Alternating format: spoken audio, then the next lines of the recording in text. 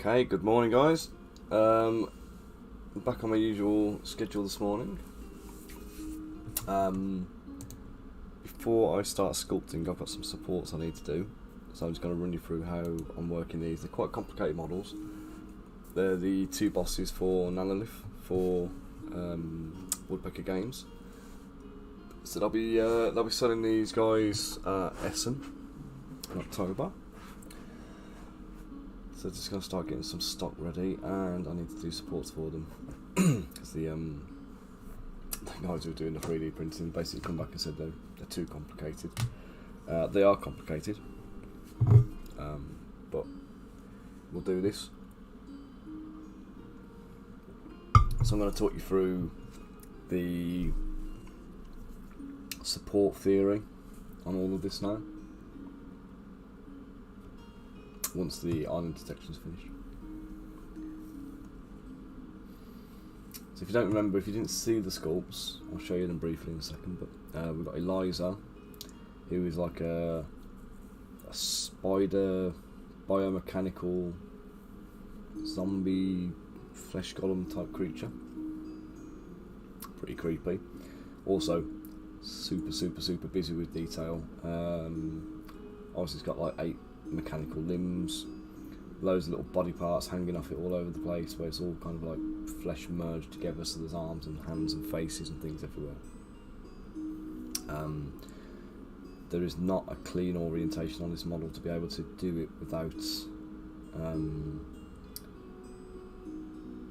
without kind of hitting detail, so we're going to be putting supports onto detail faces, which I tend to not like to do. And then we've got the, so there's Eliza, the gribbly spider creature.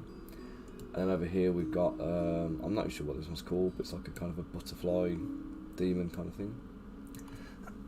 Or alien of some kind. So, she's going to be far easier to do supports for. But we're going to start with this one because this is the challenge. So I'm just going to hide the butterfly boss for a minute. Let's just bring Eliza up on her own so there's nothing else cluttering the scene. So first thing I'm going to do is I'm going to find the lowest point of the model, which is here. I'm going to do a real dense throw. Now I'm using 0.24 tip diameter supports for this, and that's pretty much what I'm going to use everywhere. I may dip into light supports if I think it's getting a bit excessive. So we're going to go to the lowest point. I'm going to put one support there. And then this whole bottom island I want supported with a dense cluster. You can do this anytime you're doing bases, by the way. Anytime you're printing like a big round thing, like a coin or a base, this same kind of rule applies. So this whole bottom island, or bottom few islands, I say bottom few layers rather, this wants to be dense. Now I'm supporting this to be printed at a 25 micron layer height. So if you print it at 50, it'll be fine. If you go down to like 10 microns for whatever godforsaken reason you've got for doing that,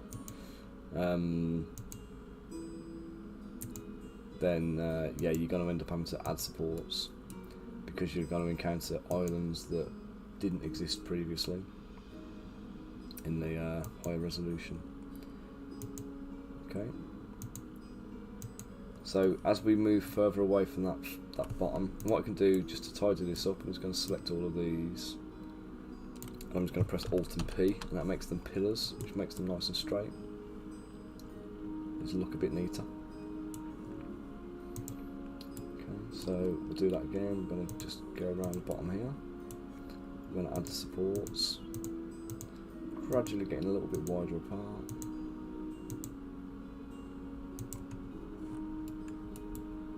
And we are going to have to go around the entire base, so let's get them turned into pillars again.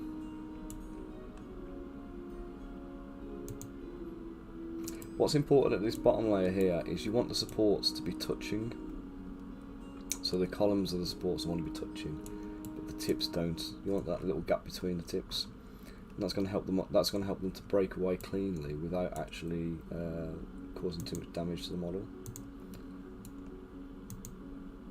So obviously the more supports on, the more mass you put on there, the more damage it's going to cause. So we're just going to start spacing this out a little bit further.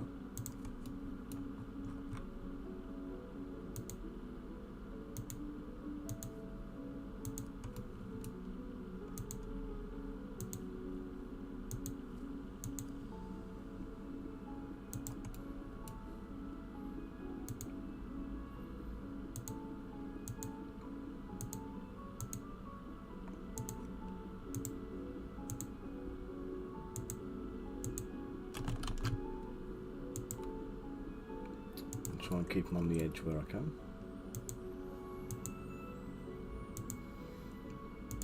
Apologies guys, this bit's tedious as anything. But I'll be honest, supporting models is a tedious process. It's not for everyone, which is why a lot of people buy pre-supported. However, I would say is if you're into 3D printing in any way whatsoever, especially if you're doing it professionally, you need to be able to do this. Because you are going to buy 3D printed models, 3D printable models, STL files, that come pre-supported, and the pre-supports are just awful. Some people just throw auto supports in there without any kind of care and consideration for it. Some people want to make sure the model is going to print, so they overdo it. They use supports that are too heavy, and you get a lot of people out there as well. They're not 3D printers, but they still do the supports.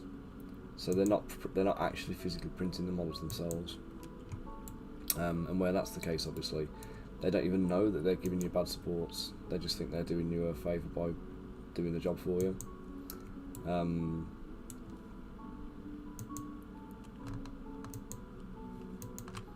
But obviously that's not always the case. Sometimes no supports are better than bad supports.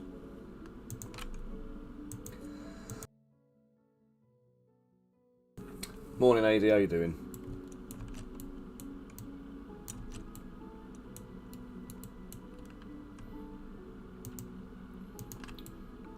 So there we go, so I'm going to stack these up. Now when I do supports, what you're going to see is we've got like the ring around the outside here.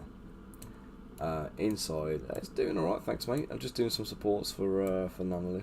What I'm going to do is I'm going to put 4 tree supports under here. So the first one's going to go here. I'm going to press Alt and Shift, and then we're just going to go round in like a little circle, and I'm going to extend out. I'm going to come do a second circular pass, and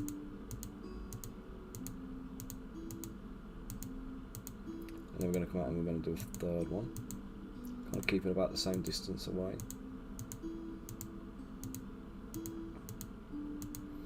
So we don't need to come all the way into all of these bits, but we're going to go to there.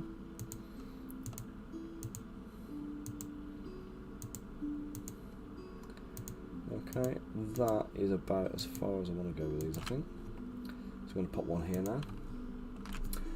Because it doesn't work, mate. You end up with too much suction on it, and then you end up with like voxel layer lines and things like that, and it just looks shit. The only way to do circular bases really is to tilt them at an angle, but that goes for anything, any model really. You're always better off angling them, and it will reduce the visibility of the voxels on the surface. Now hopefully the person who's going to be printing these models is going to use a bit of anti-aliasing on the prints. Do you know what, I think I'm going to get away with probably just 3 of these trees.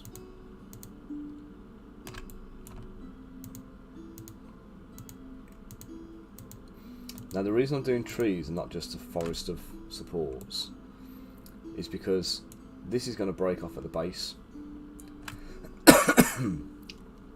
This will break off the raft, this will, and then these will just peel off lovely and easy. If it's a whole forest of them, they end up spraying off everywhere when you're trying to get it. You end up with like shards flying in your face, and like it's just dangerous. And it's just like messy clean up as well. This will come off nice and clean. Yeah, this is Lychee Slicer. This is the current version of it. This is obviously the professional version as well.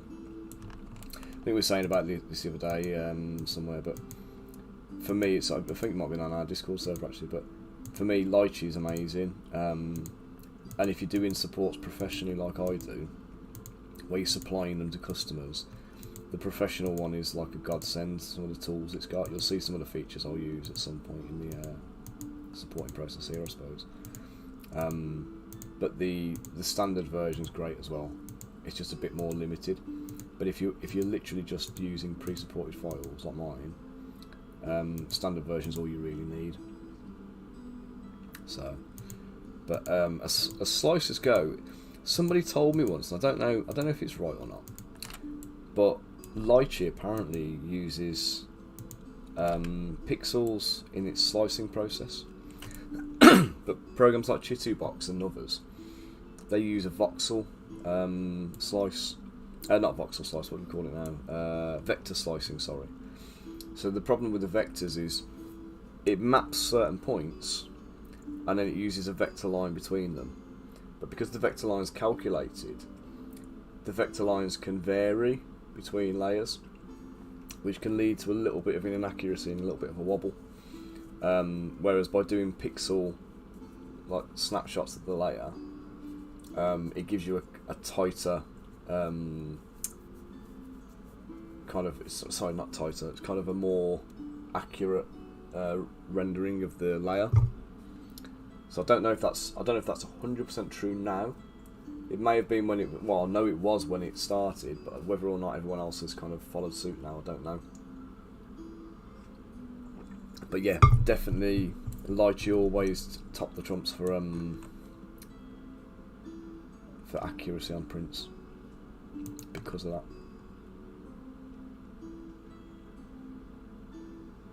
Okay, so I'm going to get a print support. I want to get that one there. I want to avoid contacting the base if I can. So I'm just going to put that support there as a sacrificial one. So I can connect that into there. I'm going to press Alt and S, and that's going to make it a straight support. That's going to get that corner on. I'm going to do the same there. And I'm going to go to that one and that one there. Now I'm going to put a few on the sides here. They're not actually marked up as islands, but big long straight edges like this tend to need a bit of support. Yeah, no worries, mate. I'll be around.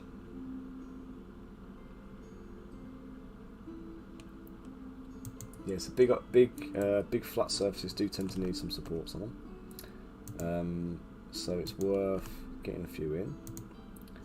Again, we're going to do the tree support on this one.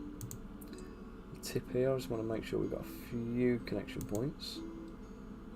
Because this tip here, the connection to that, being an island, is probably quite likely to fail. So in the ideal world, you want to have multiple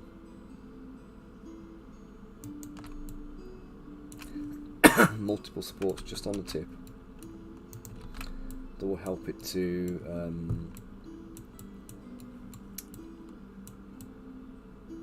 basically just help it to make sure the tip forms. So we're just going to put a, oops, we're losing it there. It's going to come a bit lower down for these ones.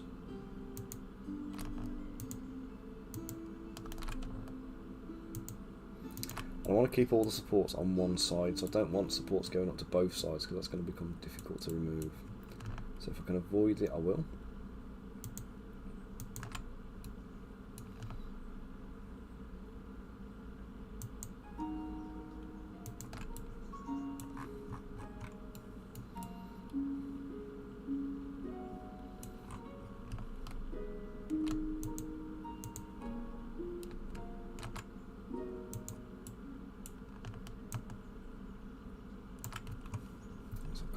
What's going on with my music?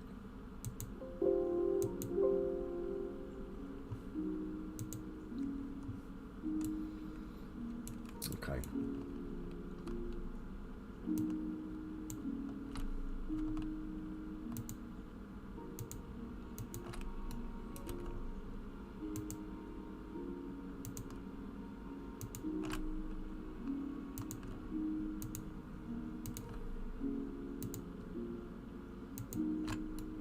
I'm just trying to hit the islands, but you see where like this is quite a flat surface here. We're going to need to make sure there's a few areas that are supported. So I don't want to go over the top with it because it's clean up.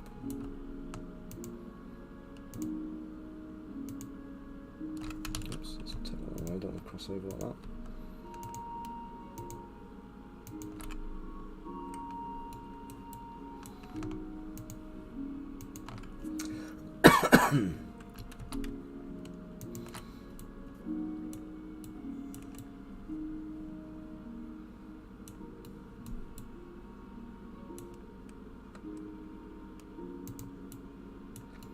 I'm going to connect them together. Now these supports, these mini supports, they're quite good, but they can be quite difficult to remove.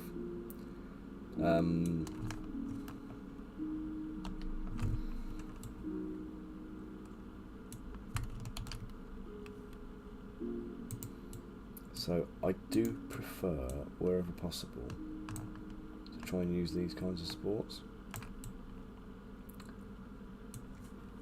Call of randomised stuff, how are you doing? I'm just doing some supports for a miniature sculpted for Nanolith board game. Ah, that might work there. Let's blow it down so it's got a bit of an angle on it. How are you this morning, or afternoon, or whatever time it happens to be, wherever you are?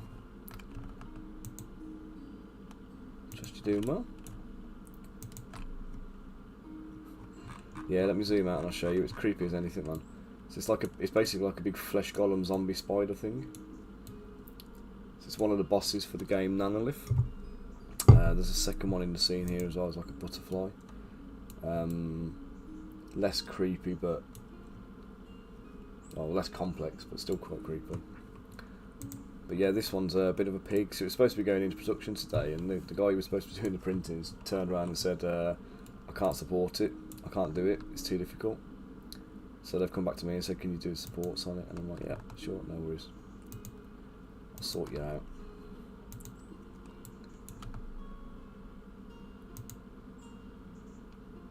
So what are you up to today? Are you just chilling, or you hobbying?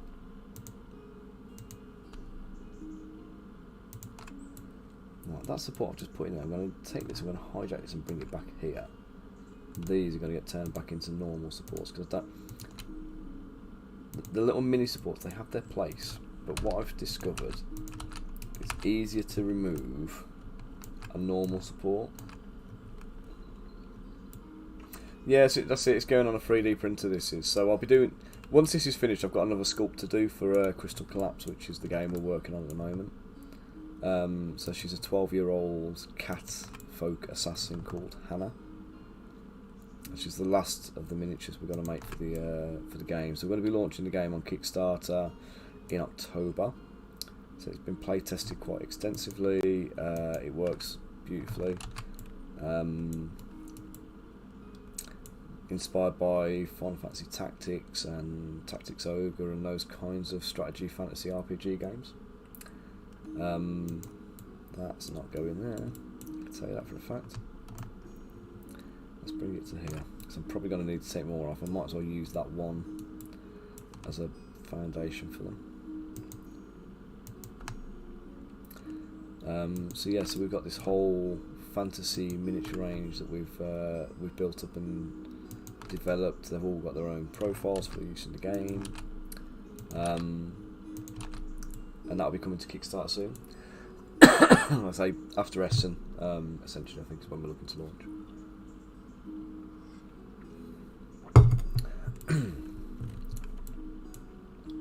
So you into your miniatures then, or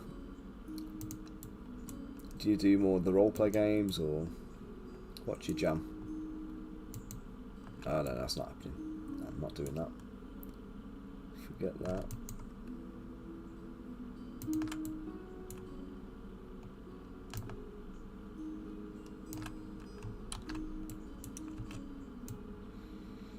Well, this is one of those areas where Lighty wins.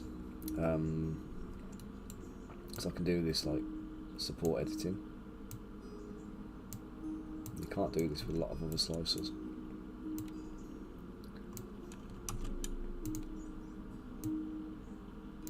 So I get fine control over all the nodes.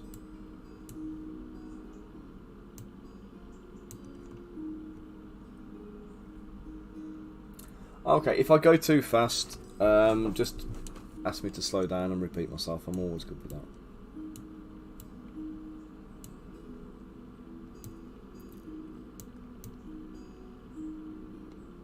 Where are you from then?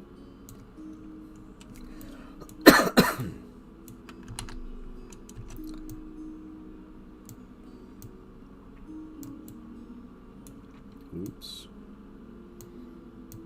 This is the faff bit now, this is.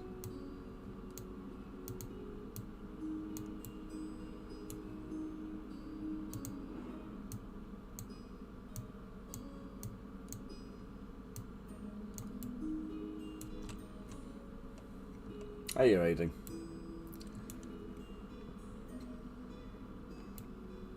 That is not going down there. I am not having that.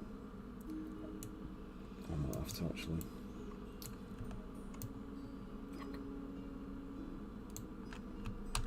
Pain. Ah, turds.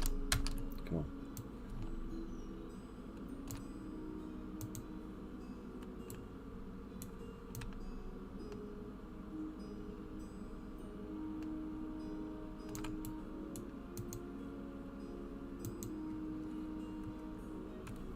Ah, right.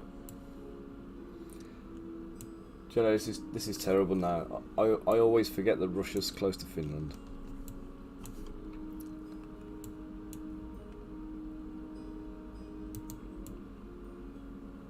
But Russia is incredibly close, isn't it? And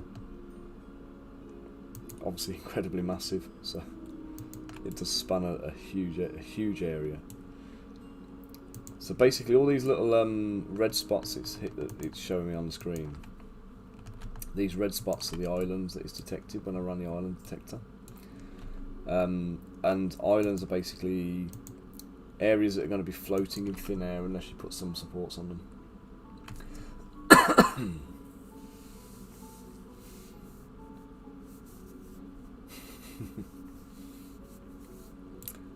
Oh mate, tell me about it. That's my life, that is, AD. I'm constantly working on a million different projects, flitting from one to the next.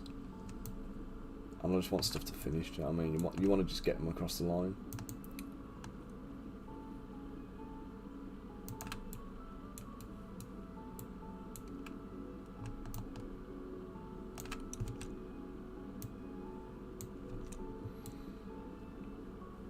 So here the aim is to basically try and get as many of these to be free of the model as possible. Now there's areas underneath here that are needing supports, like these big saliva bits, and it's going to be unavoidable trying to do them, I think. I'm going to do this and slice up from the bottom and then flip it upside down. So I'm going to try and come in with that and see if I can just make myself a little bit more free space, essentially.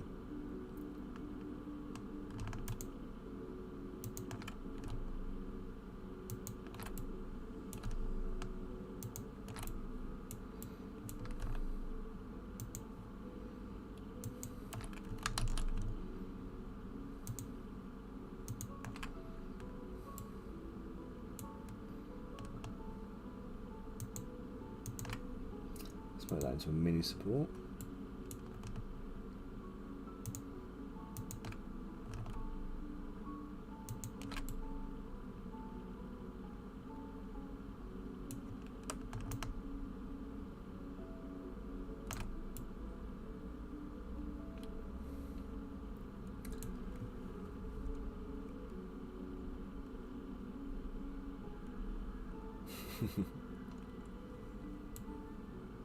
What do you mean? Early in your career you can focus on one thing, or later in your career you end up having contacts and end up taking jobs and making work for yourself?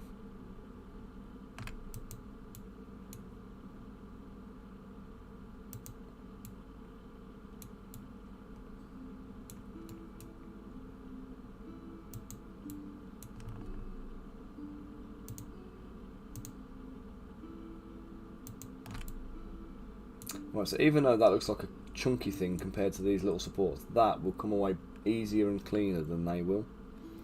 So that is preferable to these.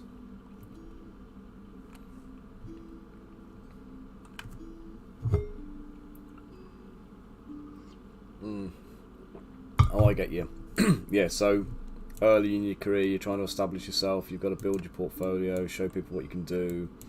You need examples of all the different kinds of work that you want to be kind of involved in, don't you, as well? Because like me, I get a lot of contact from digital artists wanting work, and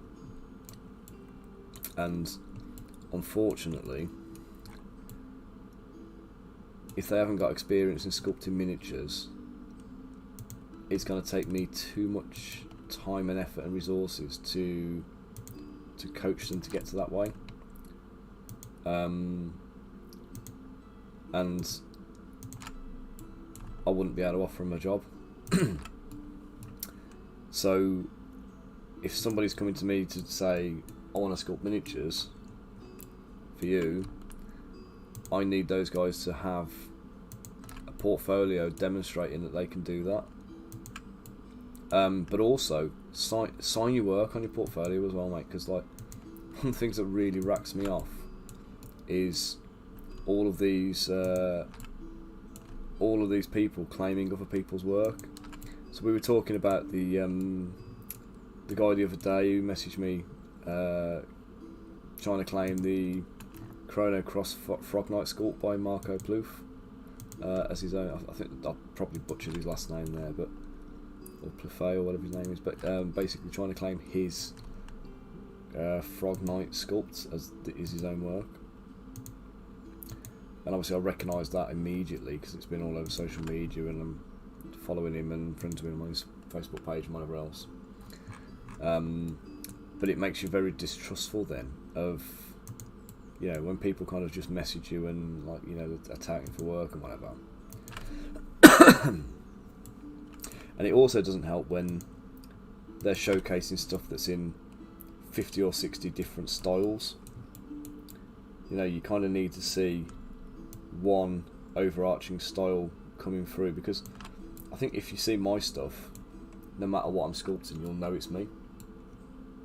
Well, yeah, they're going to get caught out, aren't they? Do you know what I mean? Yeah, they might get a job in the first instance, but when they can't deliver the quality of work that they've promised, they're going to come unstuck, aren't they?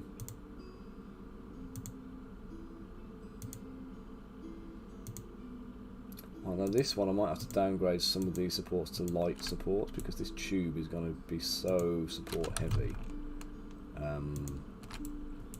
It may end up breaking off. And what I'll do is I'll separate the supports into a few sections on them, so we can take a section off at a time and try and not break.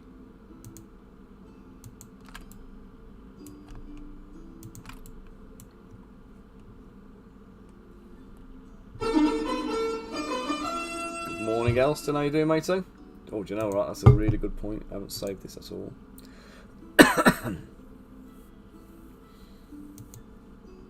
How you doing today, Elston?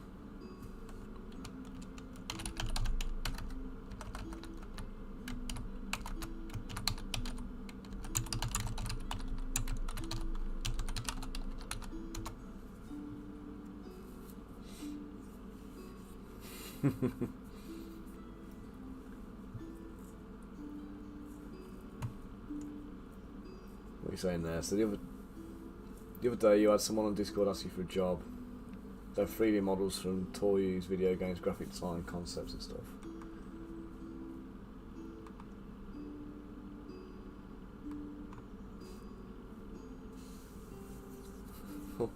Yeah. You do stuff that you want to be doing, don't you? Create the portfolio that matches the career you want. And yes, it's doing it for free, but I'm doing good, thanks, Elston. It's cooled down, hasn't it, a bit now? So I actually slept well last night. It was chucking down with rain all night, but I had my window open. It was quite a soothing kind of pitter-patter noise.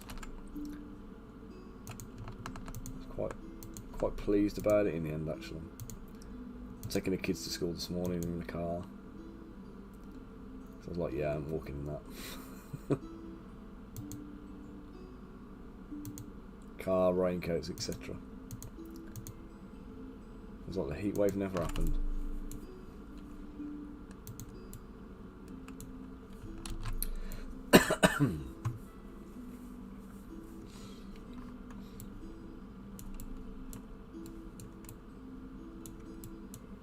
If you're anybody watching, if you're a 3D artist and you want to try and get some work, you need to know what kind of work you're getting into, because the process for sculpting miniatures is very, very different to sculpting like animated characters and video game characters. To a point, you have a bit more freedom when you're doing miniatures. You can get away with being a bit less polished and a bit less refined. You obviously haven't got to do texturing as well, which is a boon, and colouring and all that kind of stuff. But you do have to make them printable. And I talk a lot about that on my streams anyway, so you know, you can jump in and ask any questions you want anytime.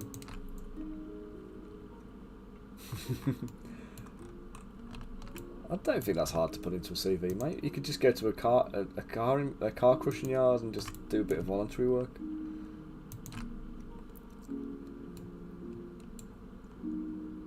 I think to a point, I think the rule applies to life in general, not just in art. Do you know what I mean?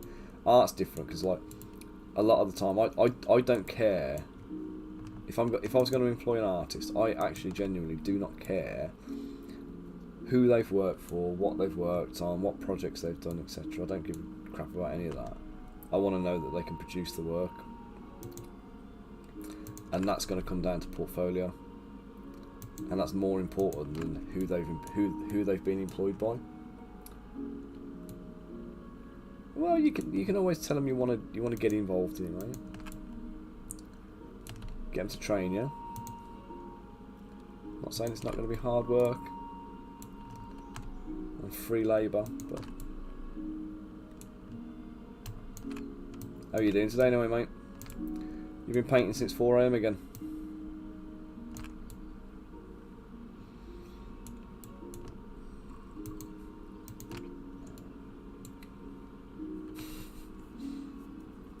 You care if they smell bad?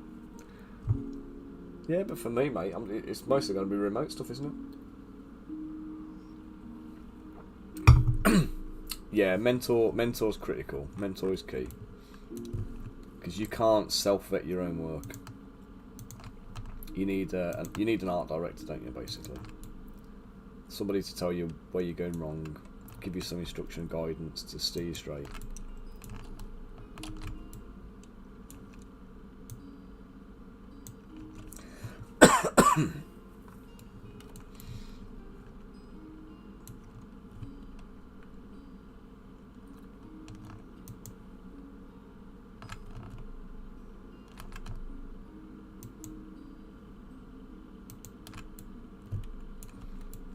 That's no good. Let's reroute that onto here. My sense of depth and perspective was really kind of screwed then, and I didn't know where I was putting that.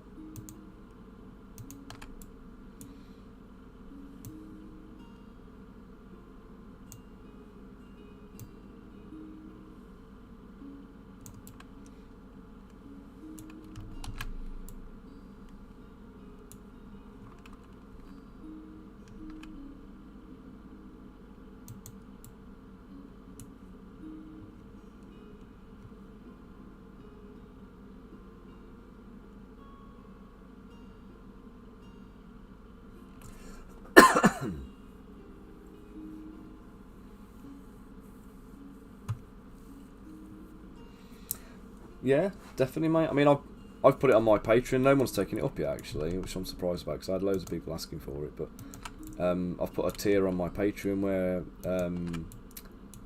it's kind of a coaching and mentoring tier, where I think it's like 60 quid.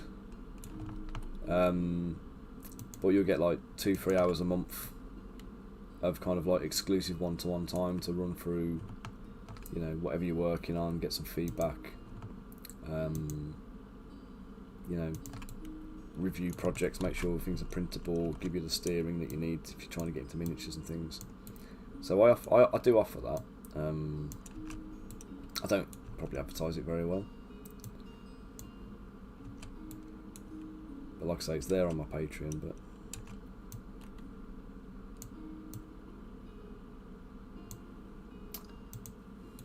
what is the oh, it's there. So they go. Yeah, well, I priced it at like £30 an hour because I was thinking it's people who are kind of wanting to get into, and they're limited to like there's only like 3 of them available. So it's just me saying I'll put 6 hours aside a month for people if they want to kind of come and you know, talk to me, get some feedback, get me to review portfolios with them. I'll sit and do a one-to-one, you know, sculpting tutorial session with them for that, in that time if they really need it. But it just depends what they're after. So, you know, helping them rework stuff. It's 2 hours of kind of like, you know, exclusive time to use as you want. So you're right, it is cheap. But as I say, I've put it on the Patreon, so it's intended to be a holy shit, $80 an hour. I need to raise my bar then. Maybe people aren't buying it at $60 because they're or £60 because they're thinking it's too cheap.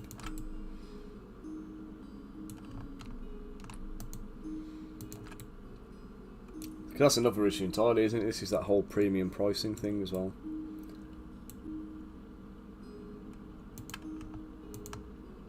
But you don't want to be out there as the cheapest in the market because obviously people perceive cheap to be poor value. You kind of got to find the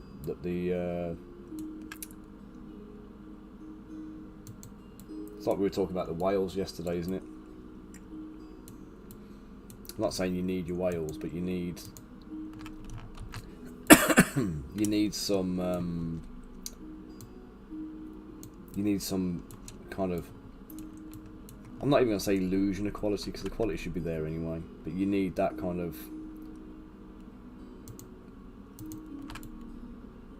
you need the clients to believe that.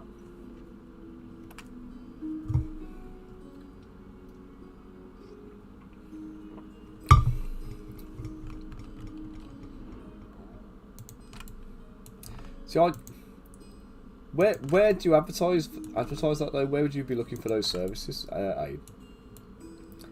Because maybe that's where I'm going wrong. So I've just got it sat on my Patreon with all my other stuff. Maybe it's something I should advertise as a thing.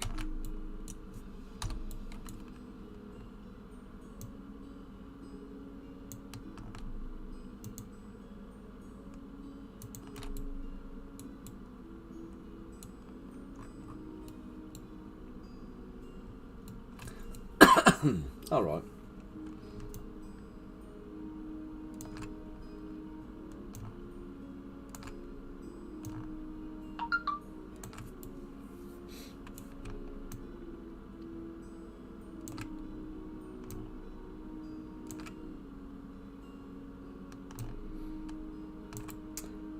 I mean, this is one of the other things I've said on my streams, obviously multiple times.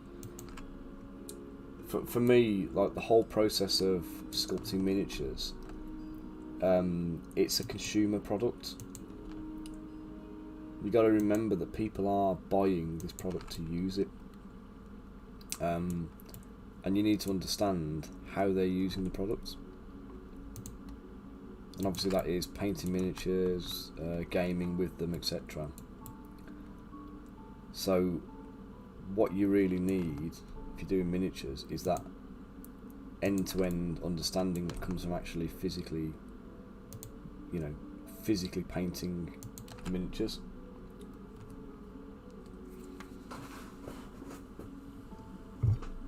Oh, but I've never even considered it, to be honest though. I've had a lot of people over the years tapping me up for info and asking me questions and stuff, but I've never really kind of considered just doing it as a chargeable thing and saying, like, you know,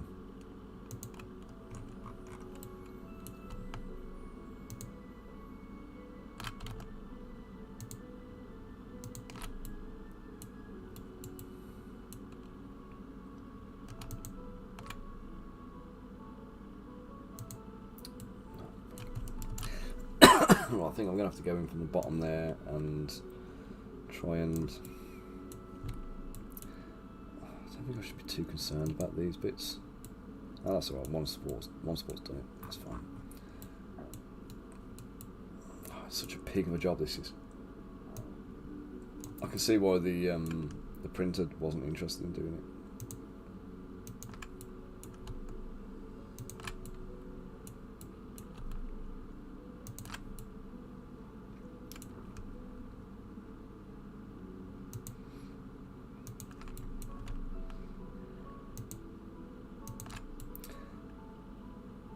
Yeah, so my usual kind of like analogy of like a chef that doesn't eat his food. You know, chefs are in the kitchen, like tasting the food they're about to deliver to customers, and it's an essential part of the cooking process to make sure you're cooking something that's edible, that it tastes as it's intended to. And obviously, when you start getting up to like your Michelin levels and stuff like that, that level of quality and that level of consistency is absolutely critical. And if we apply those same theories to sculpting and making miniatures, then you need to be tasting the product. Now, I'm not obviously talking about like chewing on a chunk of resin, but you need to appreciate it in the same way that the customer's going to, and that means printing it off, supporting it yourself so you're getting the experience of this process here, but also making sure that you've got a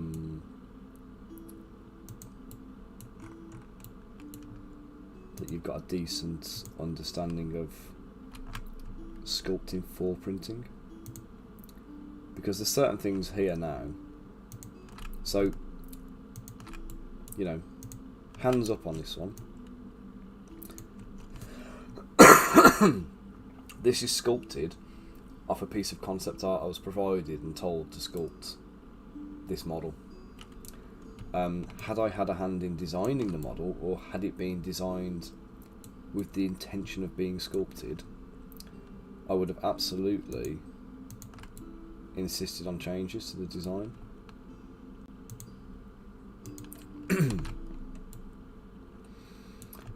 Because designing a miniature is not the same as designing a character. Do you know what I mean? The concept and stuff like that for just an illustration can be as complicated as you want. You can have free flying bits, you can have floaty bits, but when you start dealing with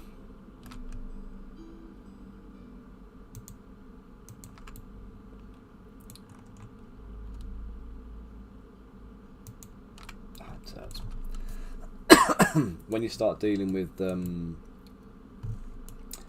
character concept, it becomes different, doesn't it? So once you start having to factor in the sculptability of things, the printability of things, the thickness of items and stuff, the design's going to have to change. That's going to go over here now, I think. That's going uphill, that can't happen. Let's attach it to there. Not like that, really.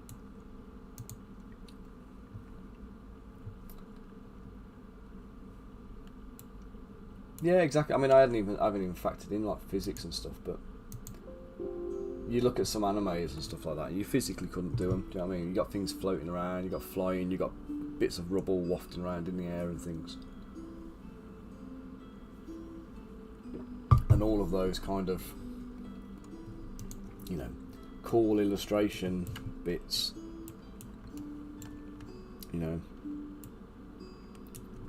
they're exactly that, aren't they? They're cool little accents, but you've got to kind of then, you've got to rationalise that out to make it into a miniature.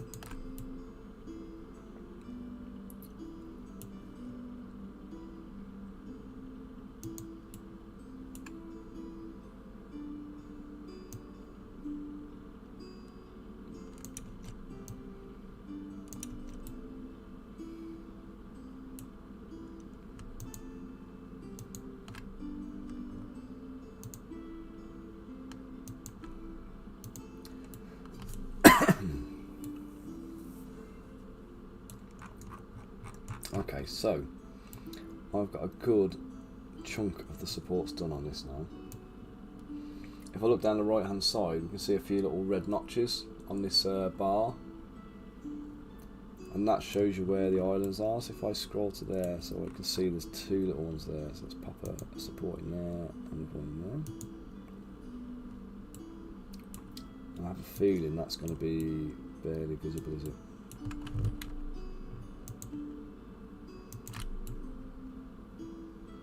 It's visible enough, but barely. So that's those islands dealt with. Let's find the ones here. Oh, it's there in the mouth. Okay, so there's a tooth inside the mouth. 3 of them that are connecting to the drool, but they are largely hidden. So let's just do that, put that in there. Let's do a little string there, so it's kind of, if people miss it, it's going to appear to be like more drool, isn't it? So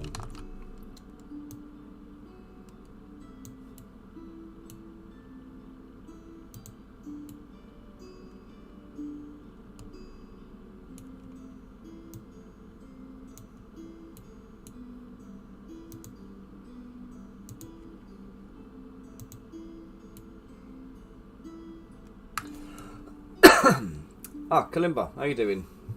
Do I sculpt in Blender? I don't, sorry mate. No, my sculpting, so this is lychee here at the moment. This is the slicer I use for doing supports, and I'm just doing this. This is a boss model for Nanolith, which is a game that went through Kickstarter, like a cyberpunk type game. So I'm looking for a little red spot somewhere on the map here.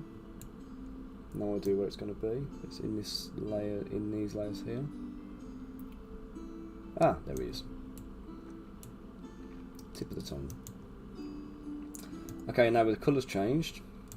So now I do all of my sculpting in Zbrush, and once I finish this today, I'm going to be going on to doing some Zbrush sculpting. So this I think is relatively done now. I think I'm going to put a couple of supports there just to hold that leg in place.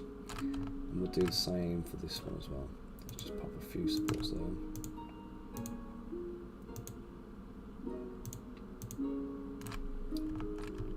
Hopefully they won't be needed, but I'd rather have them than not.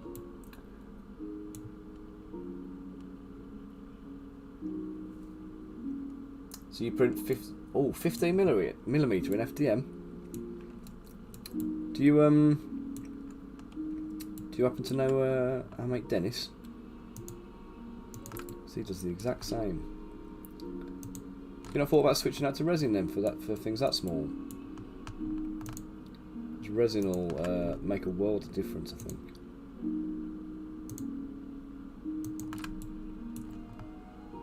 Is it sci-fi stuff you're doing, or is it like fantasy?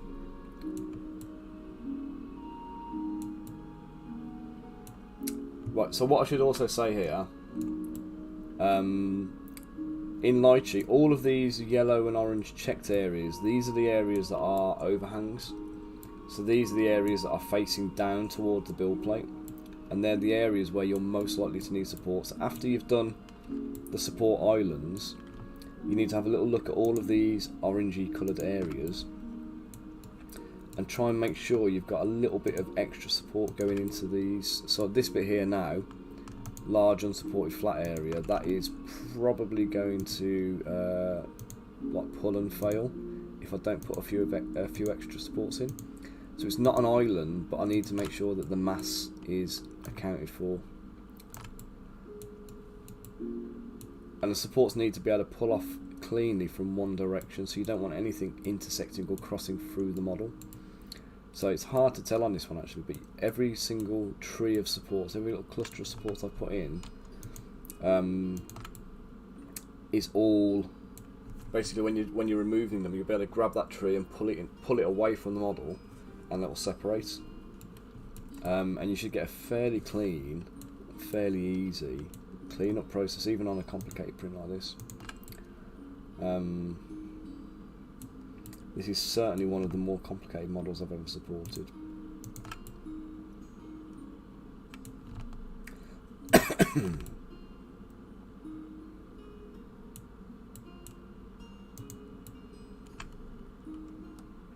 Don't like that.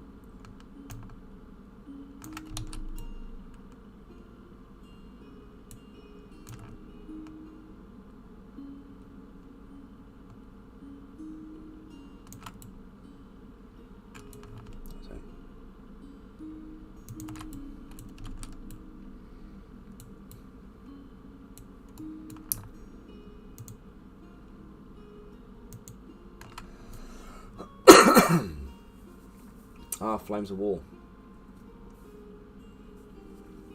Not familiar with M. Bergman, but I'm not a big Flames of War player either. Have you seen 3D Breed? Because they do some quite nice minis. They advertise them though. I think it's 15mm and 28mm. But the 28mm ones are nonsense because they're literally just scaled up 20mm. Because I joined a gaming club and I was looking to get a bit of historical wargaming going on, and they only really played World War II and Napoleonics, and I wasn't really interested in Napoleonics. I thought I'll give World War II a shot. So you know, your Flames of War type stuff, but they do old school 20mm scale, which basically is going back to when everybody had airfix kits for the planes and the vehicles. 20mm scale is roughly about the same as old school airfix kits. So they started making miniatures in 20mm scale to go with the airfix kits, so people didn't have to worry about making the planes. Obviously, back then we were talking about like metal miniatures rather than plastics and stuff. Plastics are expensive to produce even now, but you've got like options for like resin and plastic and 3D printed and stuff like that now. So there's options. And back then it was just metal or nothing. So yeah, so we ended up with a lot of people. Oh, we got a bot in our house. Yeah, we ended up with an awful lot of people kind of like playing the 20mm scale, but it's kind of fallen out of favour now. So I thought, well, they do 28mm and they do 15mm on 3D Breed. So I picked up a couple of sets of the German soldiers from the World War II sets they do. Loads of vehicles, bunkers, cool bits. It was not a nice little nice set actually. Yeah, no, I've just spotted that aid.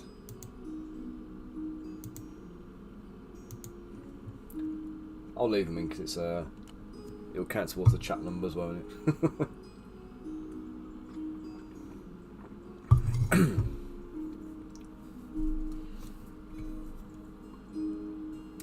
So yeah, so again, starting with this, first thing to do is surround the outside of the base. We're doing like literally the entire rim.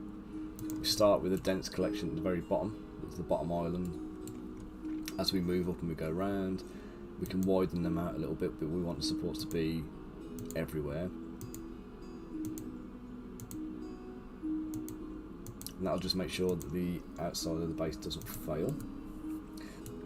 Inside the base, we're going to do what we did before, so we're doing a little tree. We're going to start with one, Alt and Shift, and that will let us do a little tree off, a little branch off.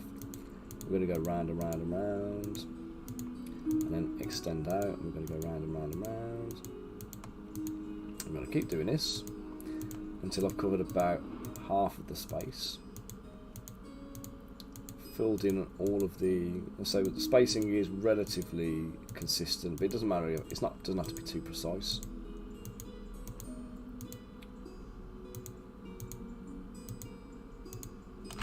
We'll do another one over here.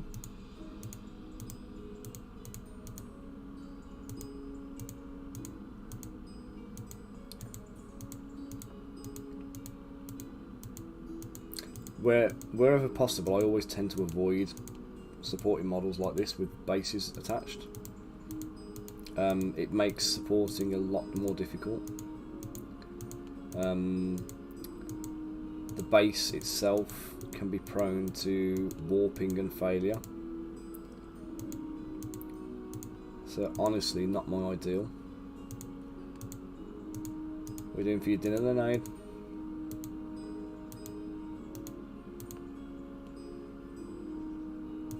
I'm alright today, actually.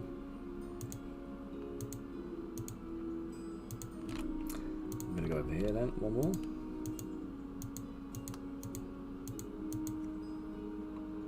Rice pilaf.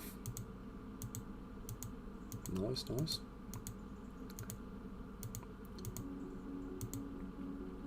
Do you know, I went to the shops yesterday morning, got all our grocery shopping in. So we'd basically eaten everything in the house. So there was like nothing left. Nothing anywhere. So yesterday I went and got a load of stuff, and I was trying to plan the meals. So I've got I bought some goat's cheese and some red peppers, some red onion. We've got all our tomatoes in the garden, so we get like a collection of like these nice veggies. I'm going to roast them all down, and then I'll make a pastry base, a short crust pastry base. Put a little bit of UK. Put a little base of God, what do you call it now? Like caramelised onion in the bottom. Solihull, just near Birmingham Airport, mate. So yeah, nice base of caramelised onion, like jam in the bottom of the pastry case. Layer up the roasted veg, sprinkle it over with goat's cheese and some chopped olives. Bang it in the oven, finish it off. Beautiful. Oh yeah. Oh no, Leamington. I used to work in Warwick. Budbrook Industrial Estate, next to the the DVLA test centre there. I used to work for a company that did health and safety for gas pipelines and stuff.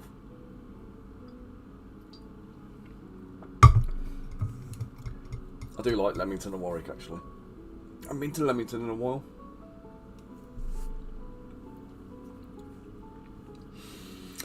Do you know what?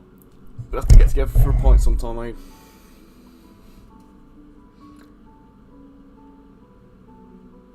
Yeah, there's not a lot there, but it's nice enough. Nice part of the country, isn't it? I'll meet you in the Tilted Wig in Warwick for a pint, mate.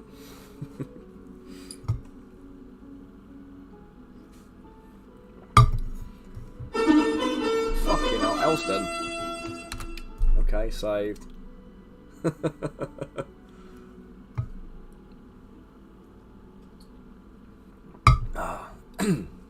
Right then.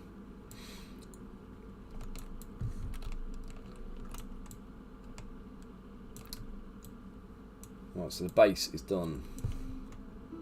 Wingtips. Right, so when we get to the tips of the wings here, we want to put a little cluster of supports in. So I want at least 3 supports going onto the tip there. I'm going to do the same on this side. What happened, man? Did you upgrade?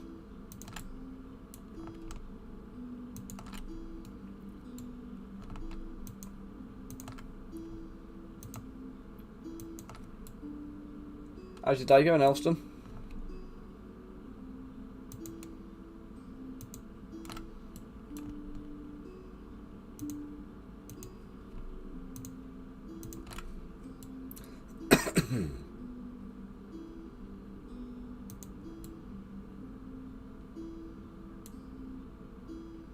Oh, that is annoying.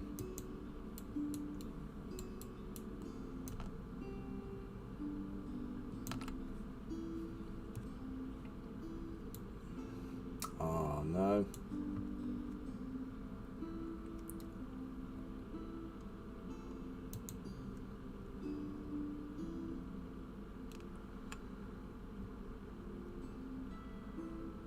Working patterns for 3,000 people. Is this something to do with some software solution or something like that? Is that, or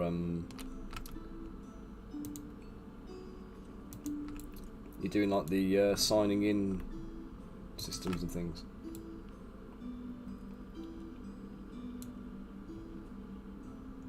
Yeah, yeah.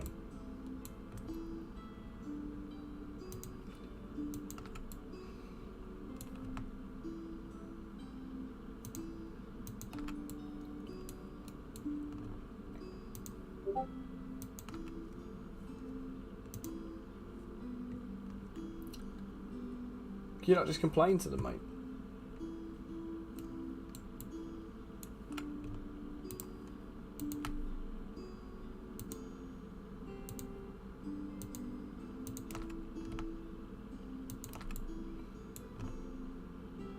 Especially if you've upgraded, I'd definitely be kicking off with max on.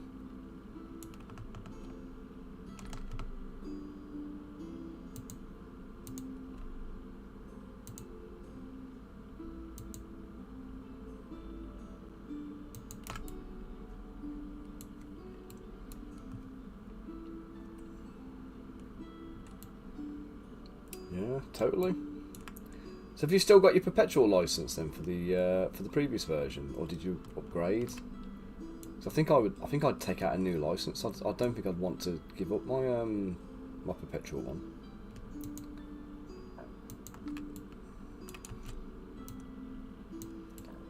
I remember years ago when mobile phones were first a thing. This makes me feel really old now, even just thinking about this. When mobile phones were like just coming out, like your phone contracts were rubbish. And obviously they didn't factor in like any data or anything like that. You just had text messages and things. And my mum and dad bought a mobile phone, and it was on a weird contract, and it was the first time that they ever did a contract. Anybody ever did a contract with unlimited minutes. And that was a big thing at the time because you were paying like through the nose for calls, but you could call. It was 3 minutes to landlines because they used to differentiate between landlines and mobiles. Like mobiles, you could never get 3 minutes to. So like this was 3 minutes to landlines, and eventually they tried to buy the contract off my mum and dad. They tried to get them to give it up, and they were like, no, we're not giving this up. It's too good a deal. And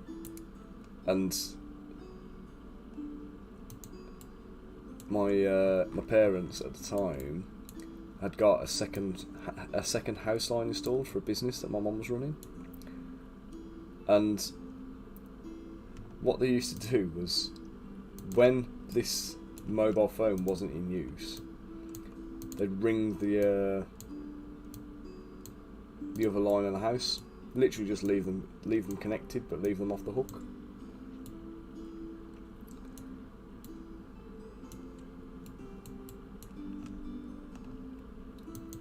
And eventually, the network kind of like were like, we're losing money here, and they phoned up and they offered them like a buyout. They paid them a fortune to like take this contract away from them, so they weren't using it like they were. I'm sure everything's different in the world of telecoms now, but makes me laugh now thinking about it. Just like, you know, just use it because you can.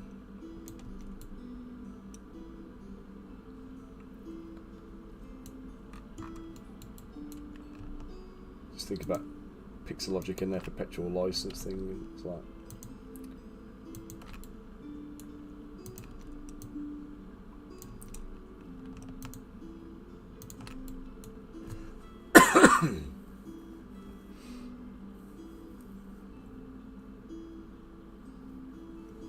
ah, fair enough. Oh, so you didn't actually physically upgrade your license, then that's good. Well, when you said you got screwed over by them, I thought you meant you'd purchased the license, the upgrade.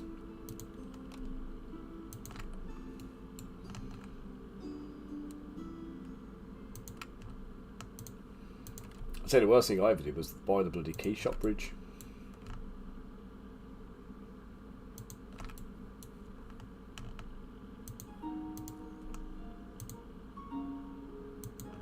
Hey Sparky Face, how you doing?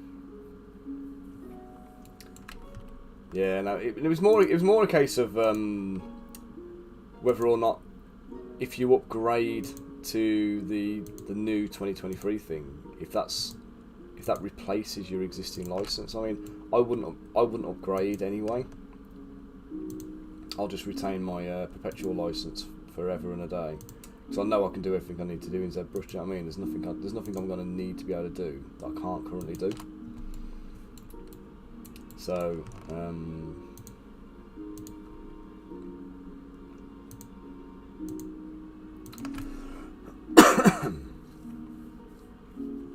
alright, so you can get the upgraded one, but you'll still retain the original.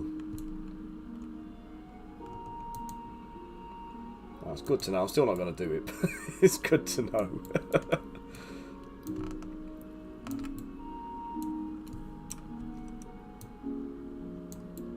I say, in a world where it feels like everyone's out to scam you and bleed you dry, it's small mercies, isn't it? Yeah. Ah, shit. Got that. No.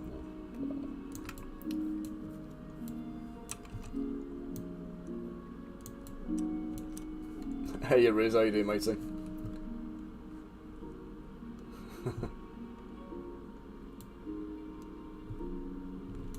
How's your day been, dude?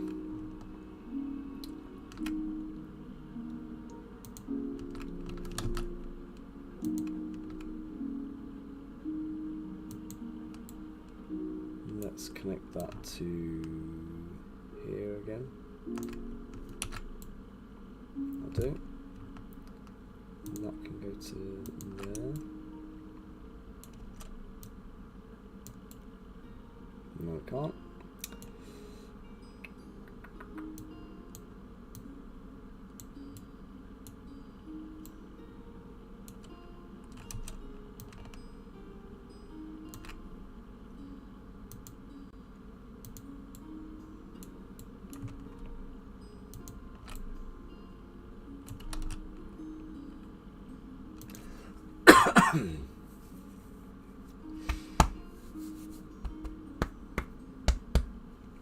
Non-3D stuff.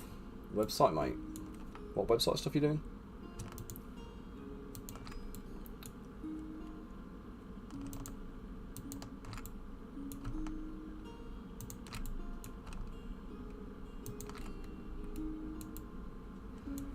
Oh, do you know what, guys? I need to share something with you lot on here as well, because I need people to start following my my campaign page. I think that should be it.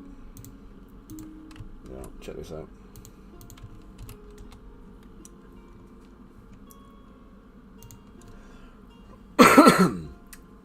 So I've gone in. I've taken all of the stuff I've done for Descent into Avernus for the last couple of years now.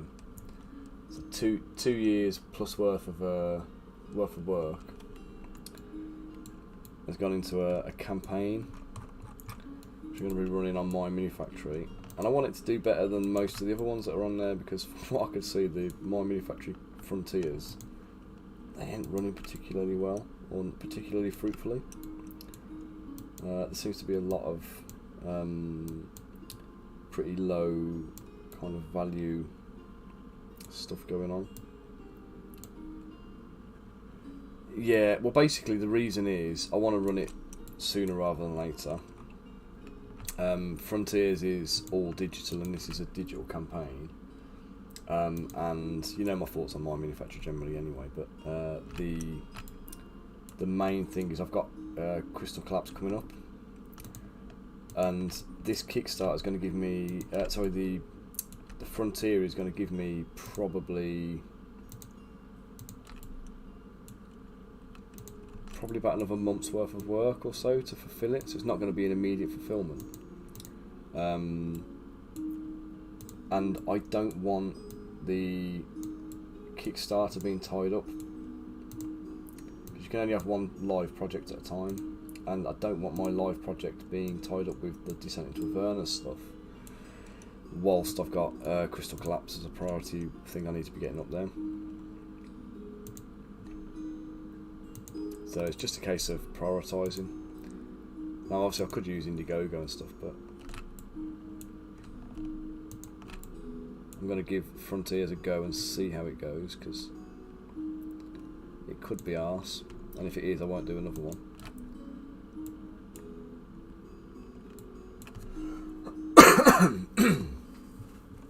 What we got here, mate? What's this character creator thing?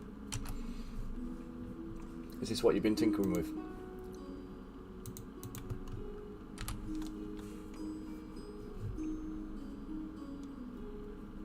Digital human. Oh, is this one of these like AI video generator type things? Is it where you can? Bloody hell!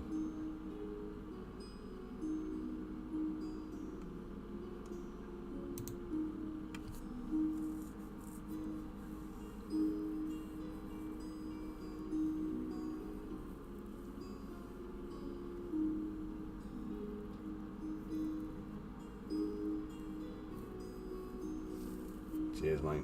Let's get that. Heidi always tells me off about that.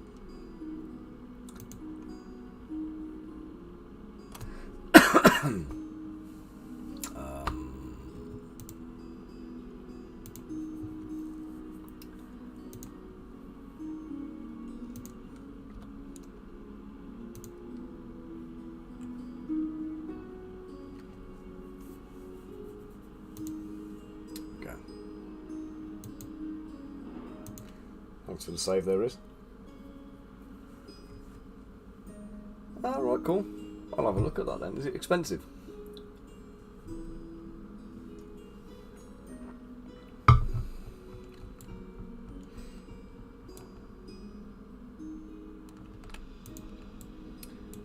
you know what it'll be there? This will be the first step towards harvesting all your models for AI model creation. You got to check all the T's and C's in there just to see if they're going to be like learning from your sculpts and your work.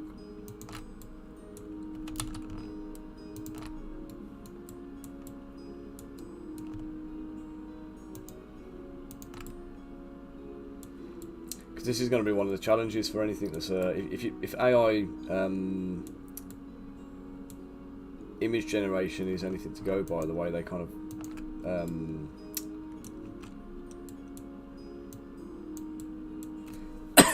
the way they kind of like learn how you learn about like technique and style and stuff. At some point, they're gonna have to.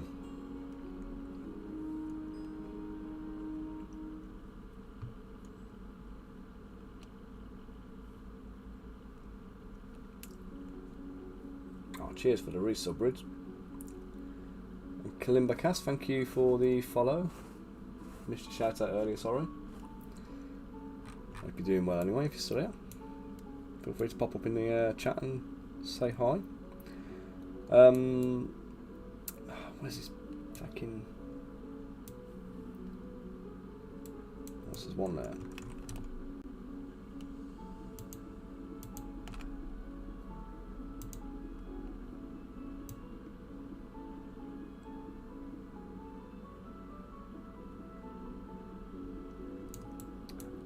There's one.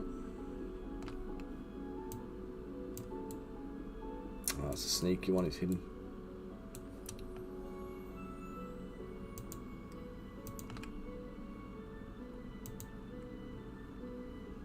And then the final one is that it there? No. Ah, there. In the hand.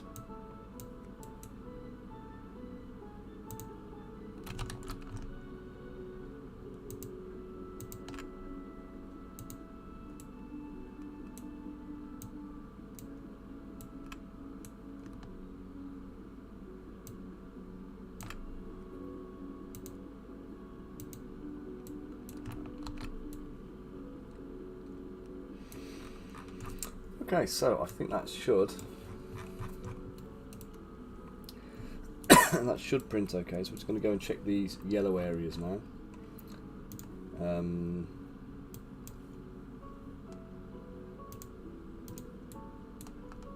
I want to make sure we've got enough support in the yellow spots, the yellow checks rather, because these are the bits that are going to be. Oh, yeah, arsehole.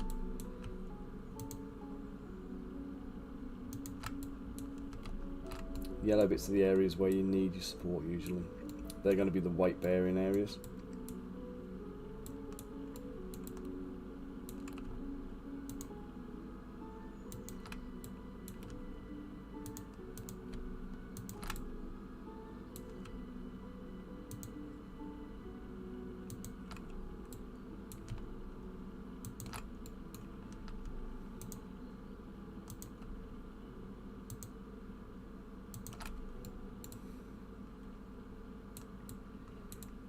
I think we're pretty good with that, you know.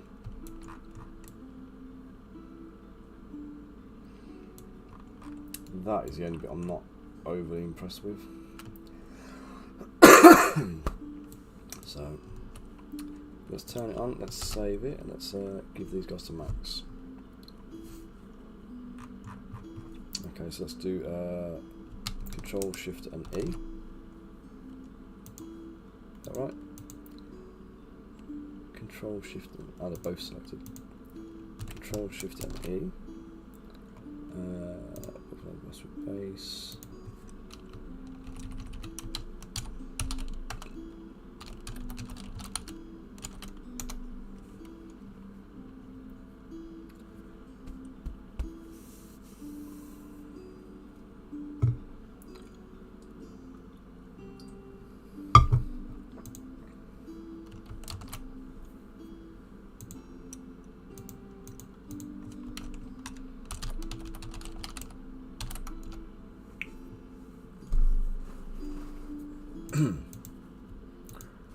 Save scene.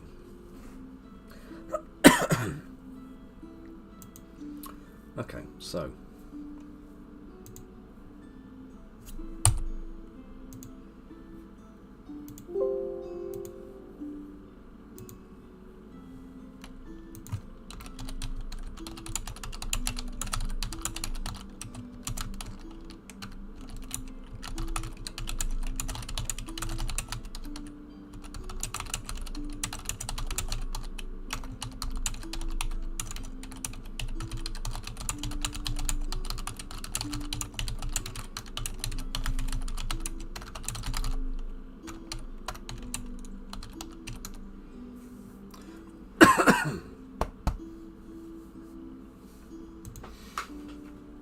okay, right, on to some sculptage.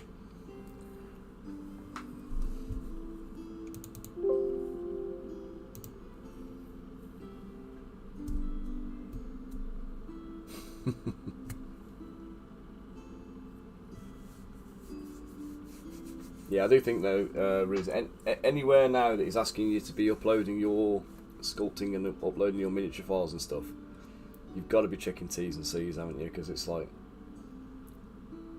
they're not going to be able to just scan your files based on STLs that are uploaded somewhere. There's going to have to be some actual physical access to the actual digital model somewhere. Unless they just go down the route they're in at the moment, where they can just scan stuff, use images and stuff like that. Okay, so these guys are all done. Where is my Victoria base mesh? Delete it. Him I've got to come back to. This is Mr. Powder. He's going to get finished, but not before I've done Hannah.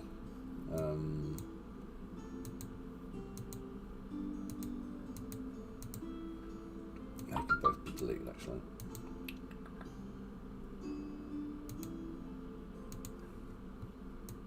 Just trying to lose a bit of weight in this file. Might be able to use Fina. Yeah, I'll start with Fina.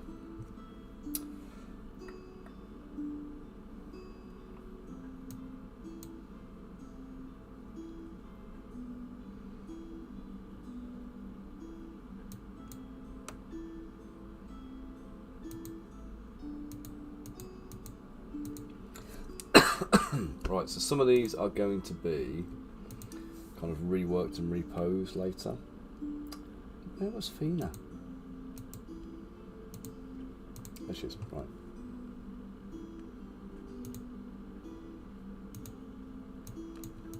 that is where we're going to start.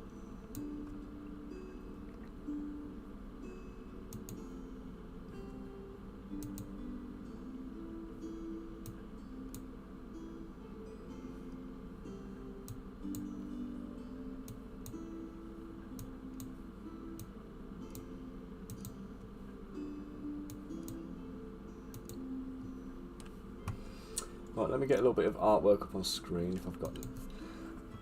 If I've got it for her at least. I don't think I have. Let me go find it.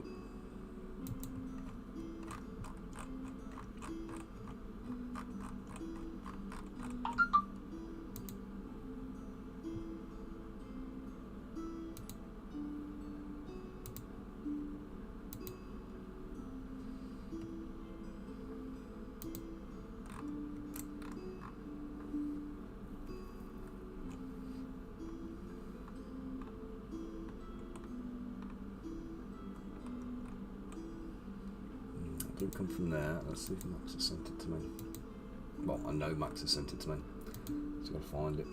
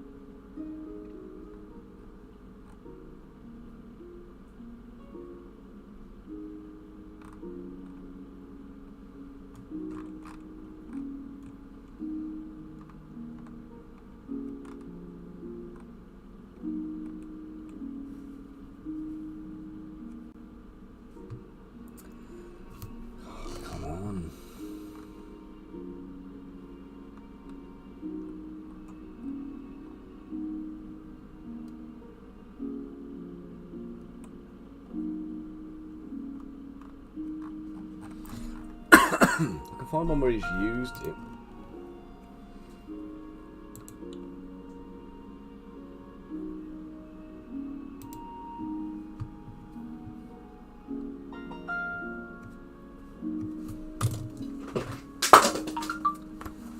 What was that? Me breaking shit.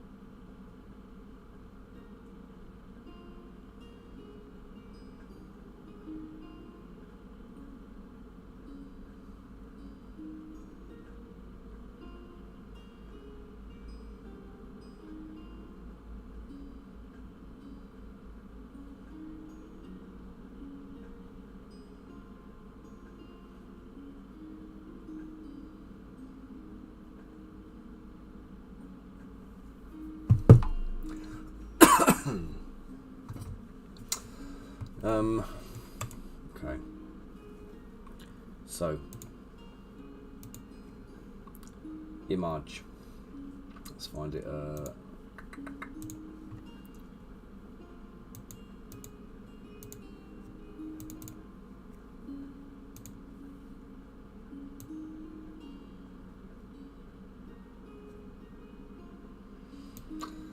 there you go. Ignore all the background and stuff like that. But that's the image of the character we're going to be working on. So we weren't quite sure where we were going with this one, to be honest. I think Alejandro drew the character. Max kind of really liked it and decided to go with it, but we weren't sure what type of character it was going to be. So we knew it was going to be an assassin, and that was...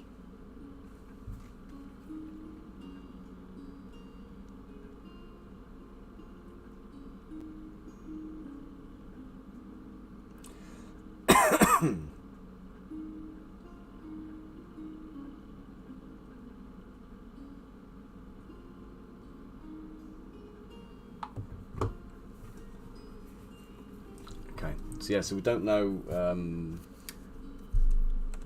think it was supposed to be male originally, but I kind of thought he looked quite female. But then it seems to be also missing kind of like the boobs and stuff that would make it appear more female. So we've decided that she's going to be like a child assassin. So she's going to be about 12 years old.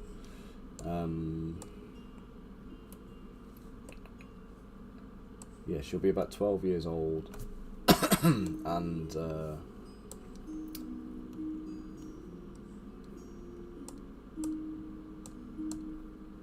assassinating. Let's get the base. Get the ruler, sorry.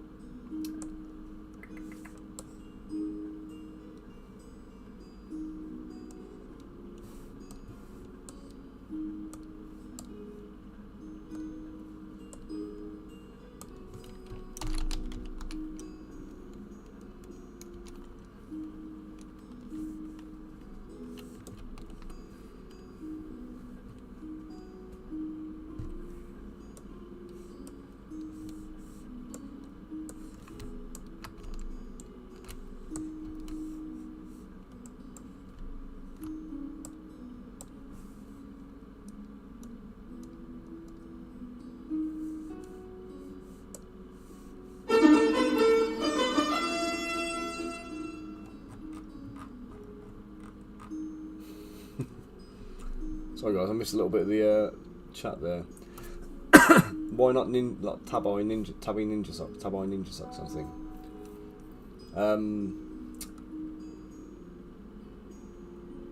Yeah, good question. Don't know. Can't answer, sorry mate.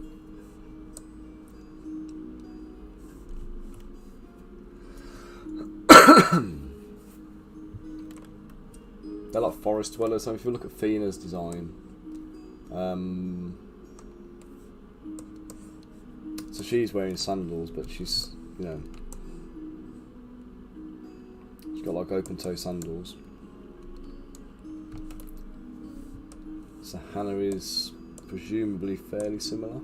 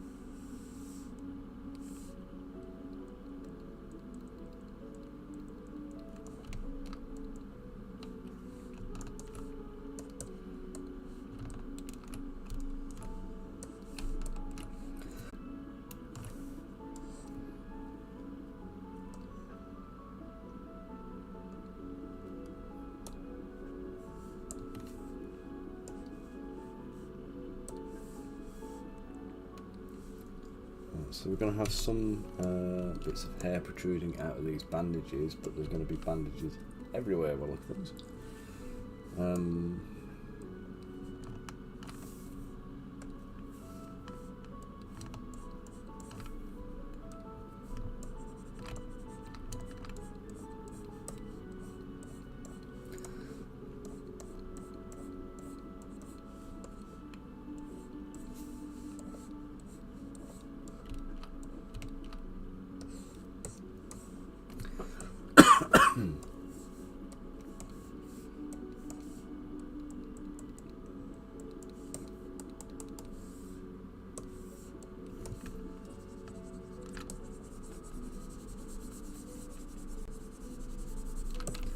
Smooth it all out first.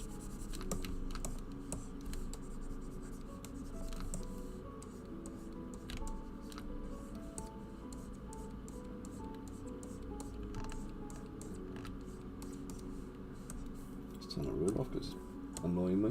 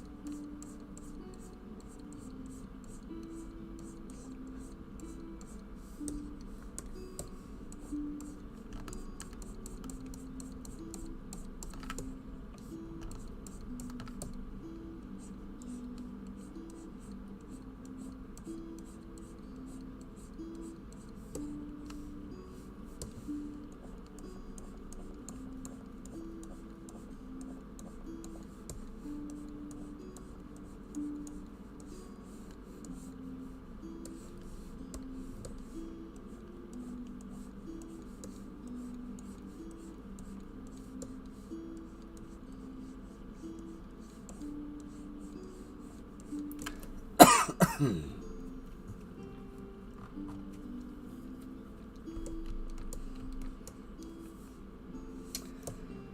I'm just roughing in the form of some bandages and stuff on the head here.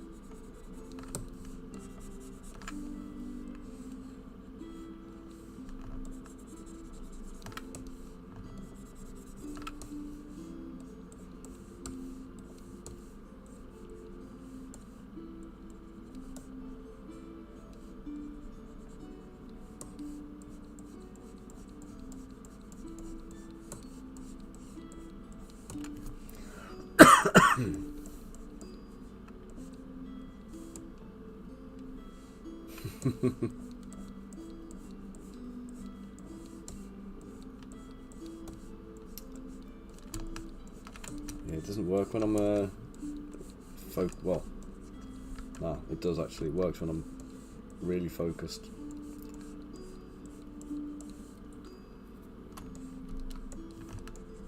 It doesn't work when I'm just chatting.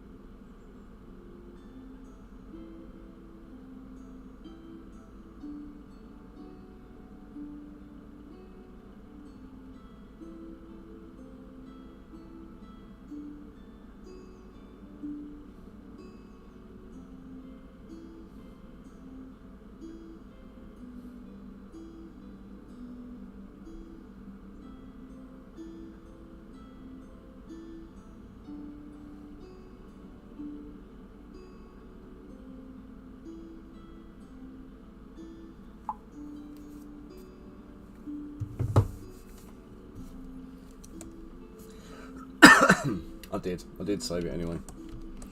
Because I actually, you did the save it thing, I believe, when I was doing support still. I don't think I've saved this model since I started sculpting the head.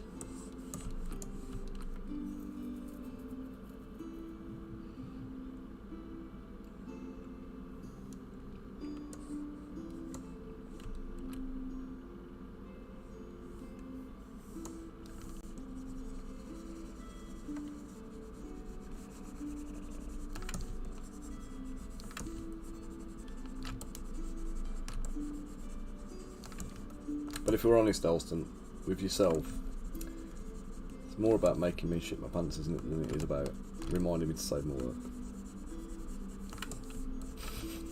It's a shock factor you enjoy.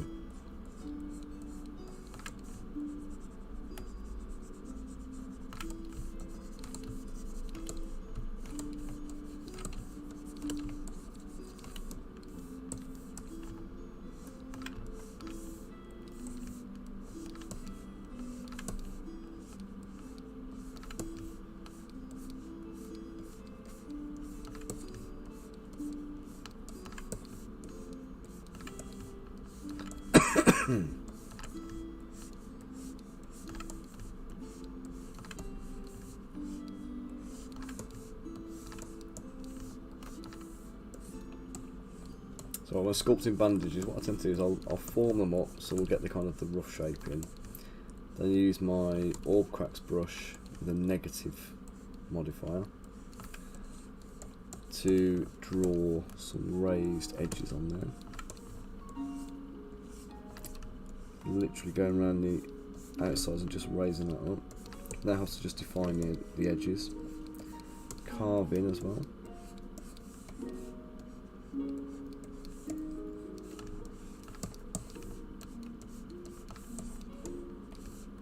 Okay, then the next thing to do, clay brush. I'm going to come in, I'm just going to remove the centres of these bandages, especially where they're going underneath another one.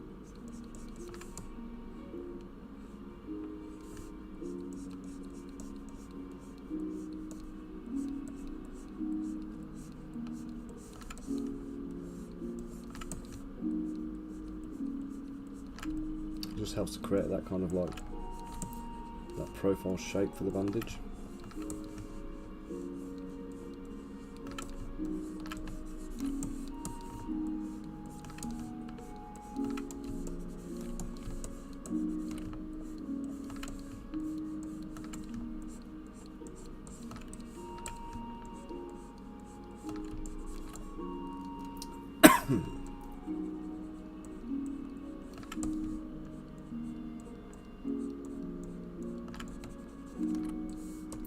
Once we've got that bit in, dynamesh it.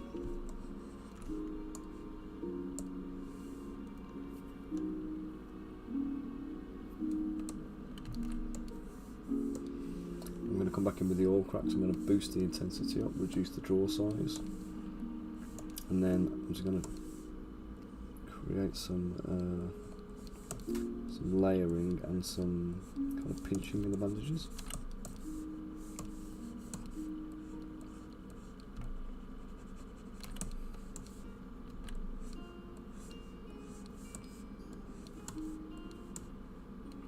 Hey Bunker, how you doing, matey? What have you been up to this morning? Off out shopping? Taking the kids into school?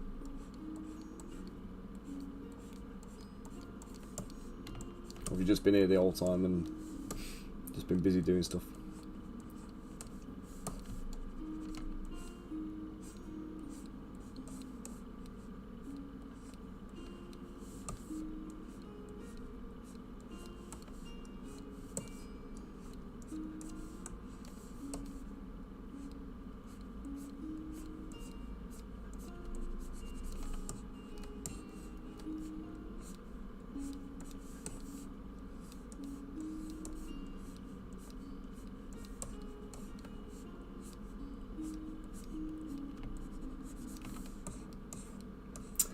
Doing alright, thank you, mate. Just doing some supports this morning, get them all out of the way for nanolith minis.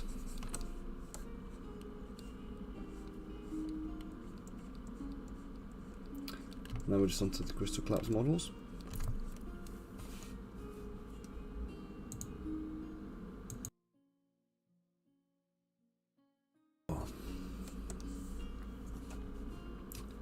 Come on.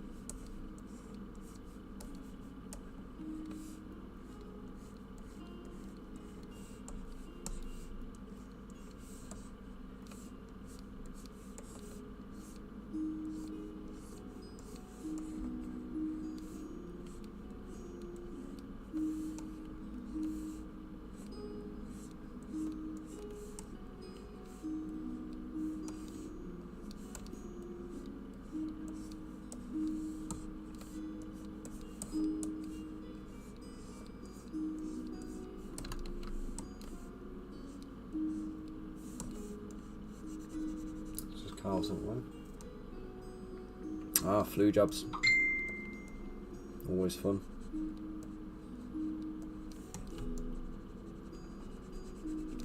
You getting alright? No dramas?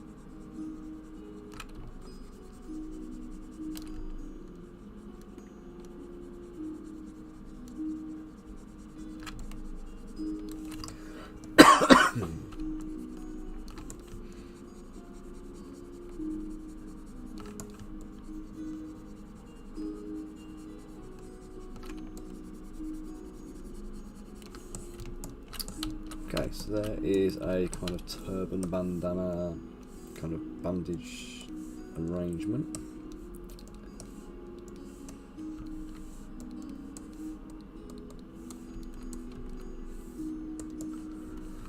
We need to turn hair on now.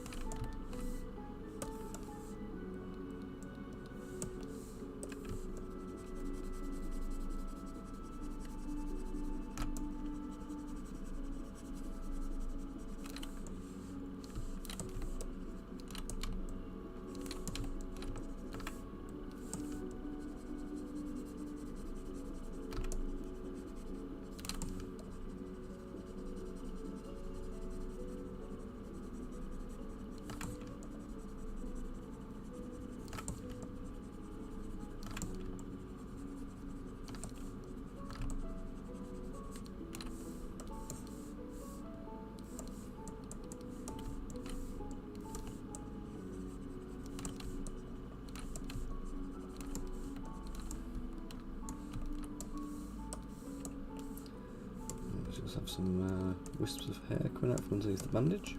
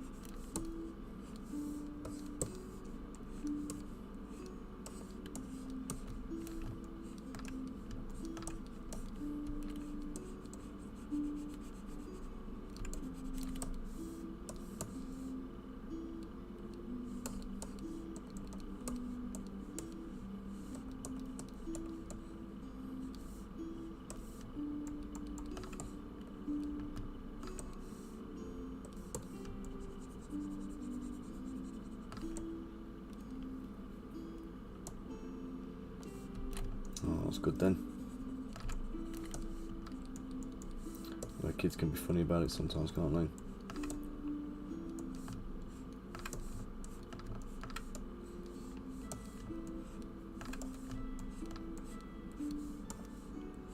Not just kids really, is it? Anyone could be funny about a flu jab. Get all worked up about the needles and that.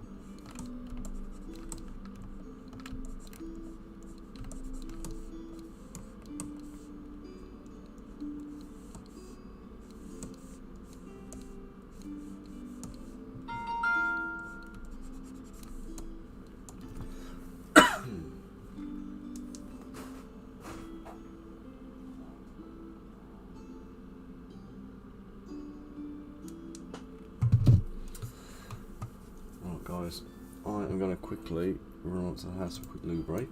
Now that I've done a hair before I start doing our outfit, let's just save the file.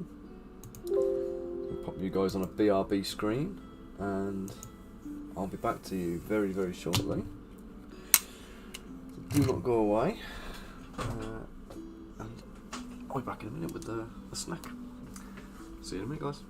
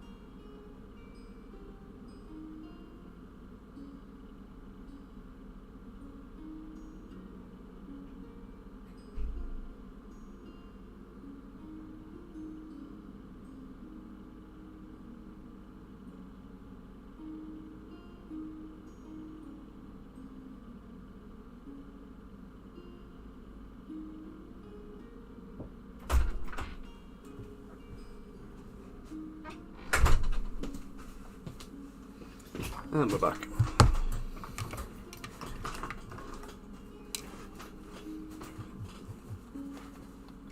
So the share bunker. Right. Let's make this little assassin look assassiny now.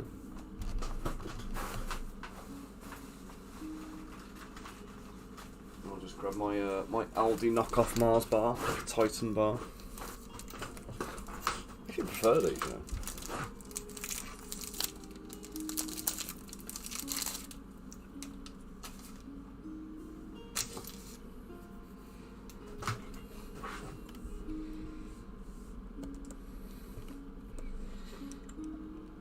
Okay, so let's put the stream back on so you can see what we're doing.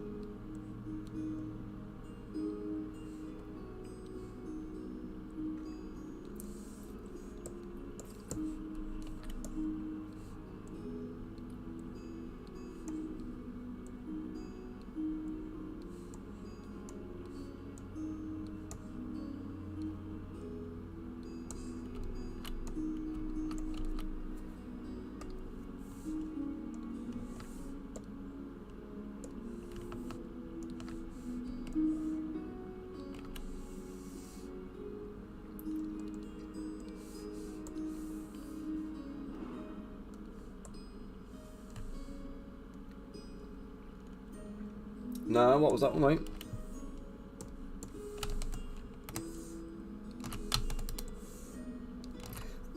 We were watching his videos with that Leah doing the eating things again the other day.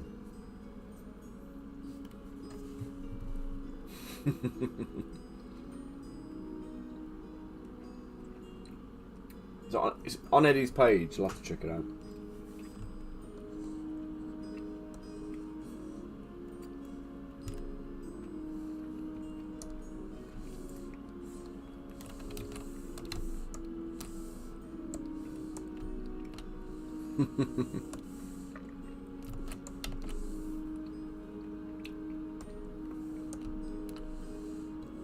What, his actual tank?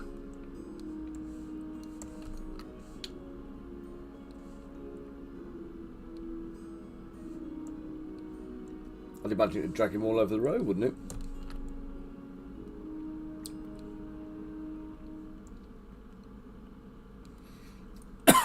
Oh, versus a whole rugby club.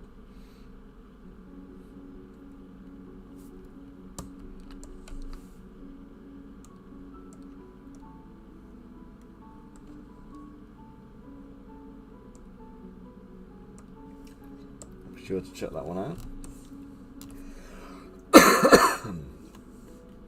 Can't imagine that's a particularly fair fight though. It's a big old tank.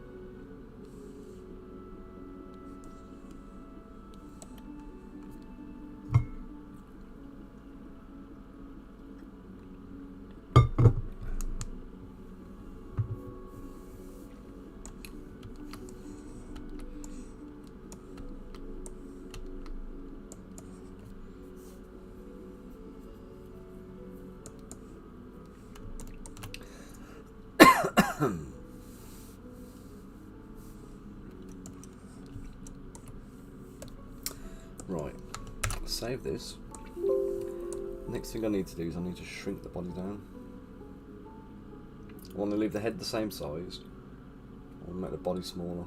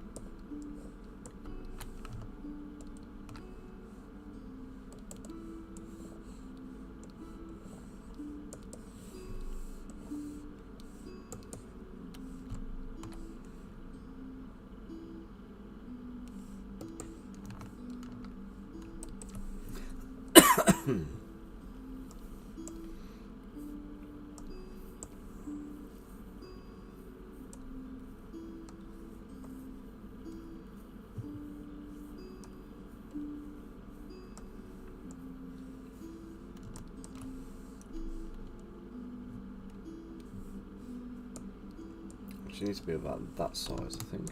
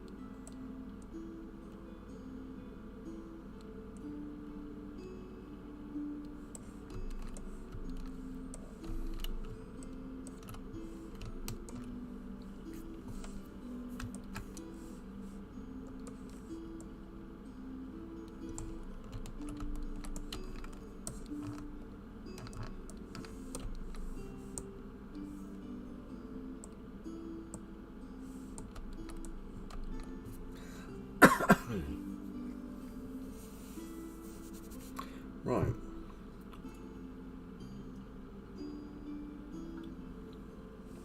Slowly getting there.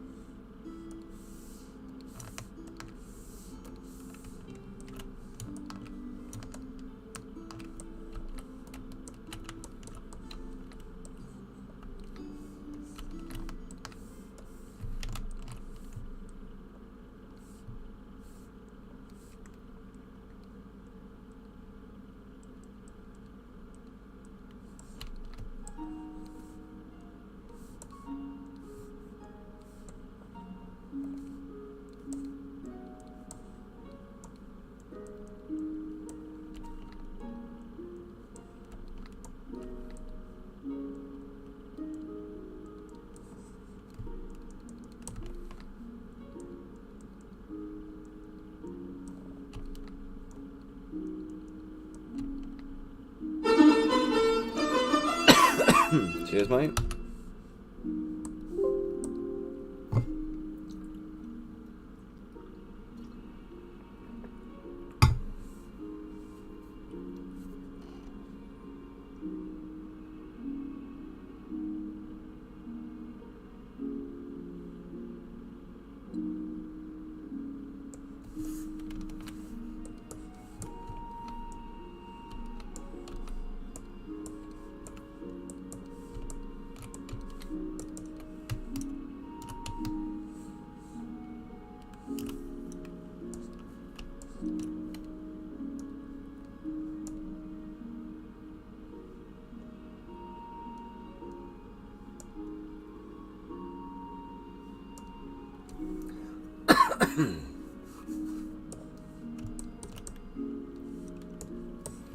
So let's delete all the internal geometry first. Okay,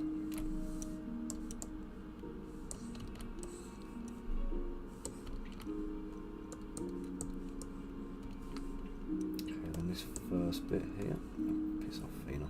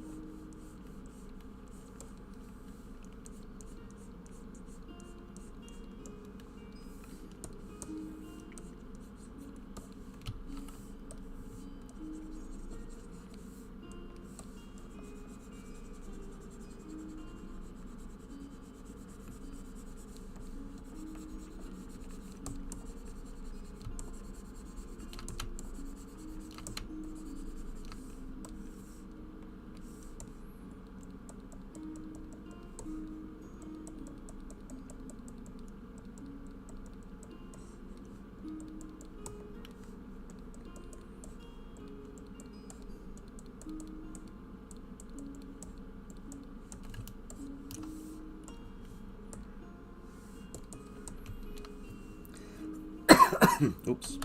Let's auto group first. Let's do that again, but with the groups on.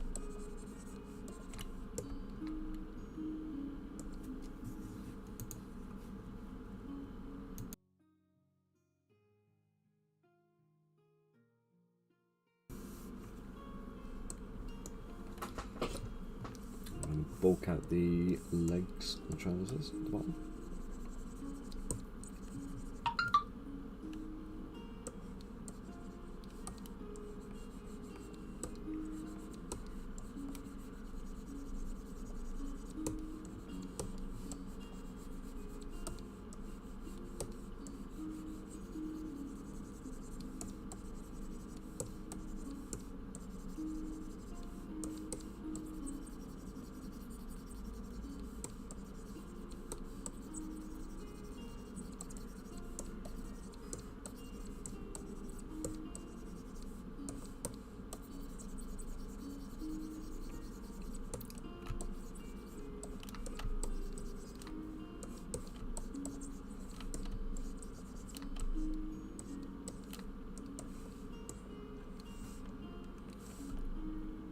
Riz, are you there at the moment, mate?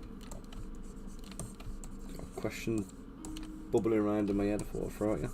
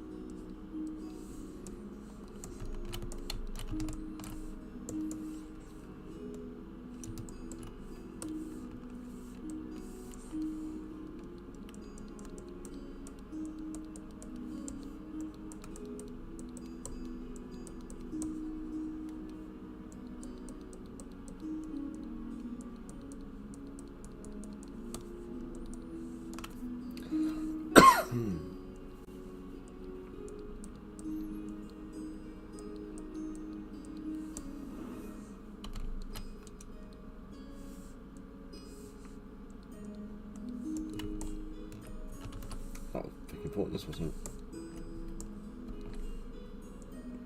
There we go.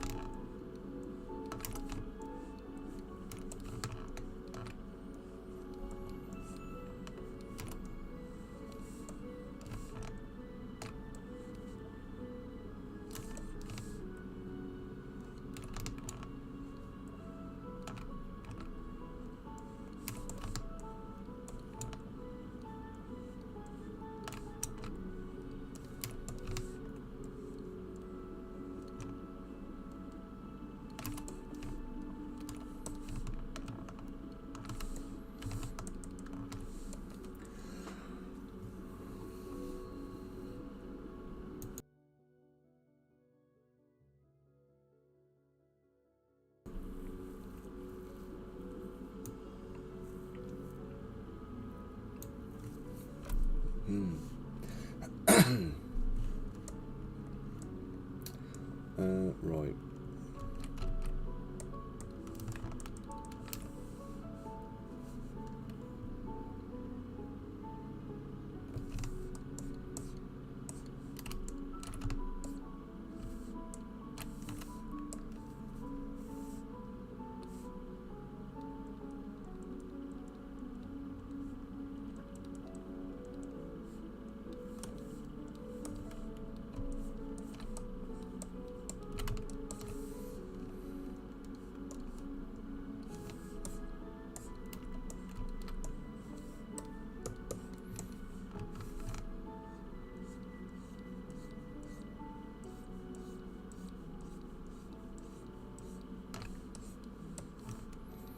So I'm just carving this in. What I'm going to do is I'm going to overlay the 2 layers of trousers. So there'll be this version with the embossed curve in there, which is like the yellow pattern, and then I'm going to do the red kind of swirly fire patterns as a separate layer.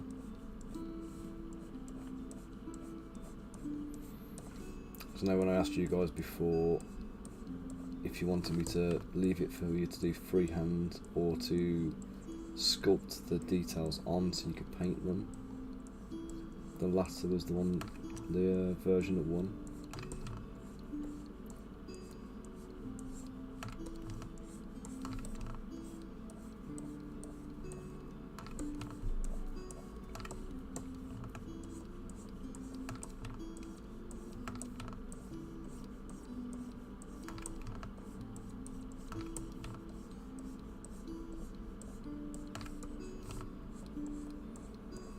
If I remember right, that was Naggle's pinstripe trousers.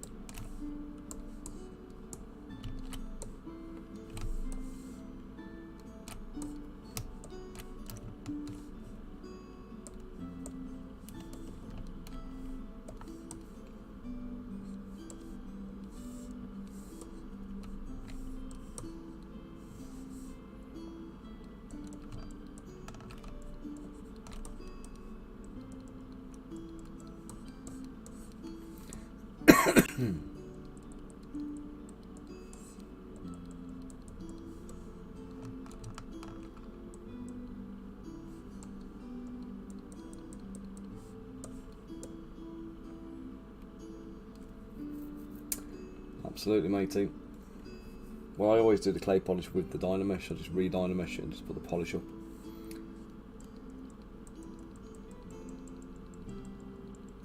It hides a multitude of sins.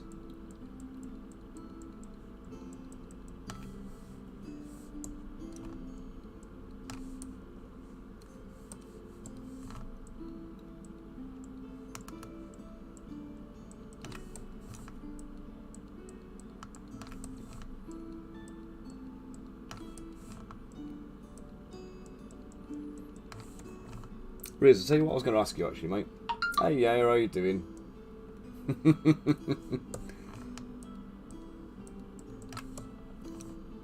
Yeah, that was right. Last time you were on the past,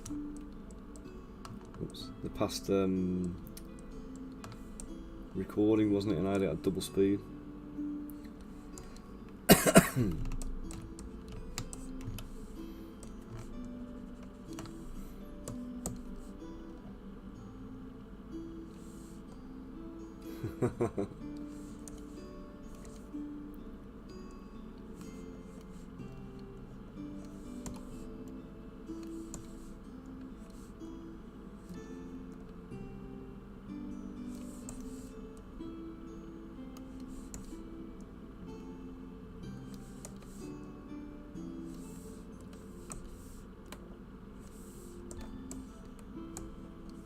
Let's hide the tail and the wallet.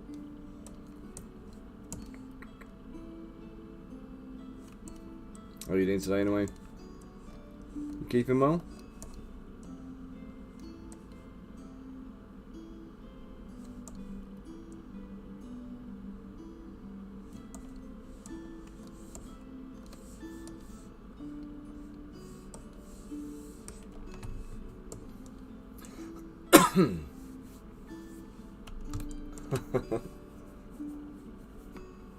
Yeah, Mike's really good, isn't he?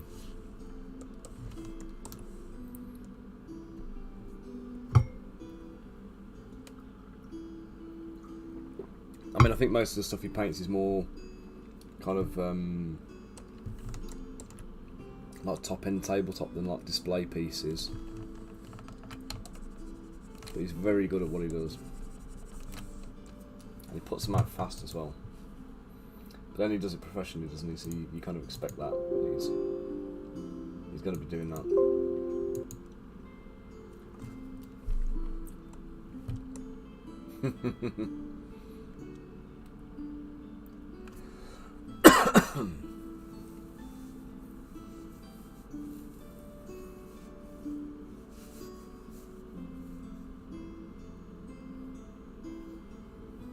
Yeah, Riz, I had a quick question for you about food in Japan, actually. Just a weird one. I did my Aldi shop yesterday in the morning. And it kind of got me thinking. Like, I was buying like camembert and feta cheese and all these different things that were from like different countries, like, you know, different, you know, Greece and France and etc. etc. And it got me thinking about like you and your Japanese foods and the things you can get over there. And is it something that's like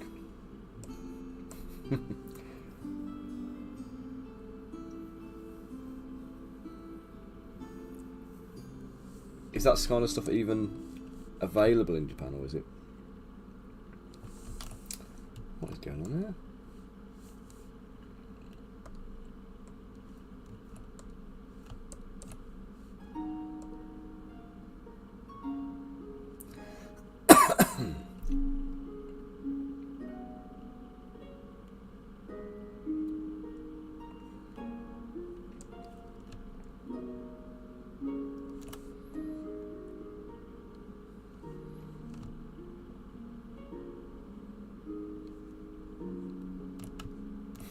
Hey Rosie, how you doing, matey?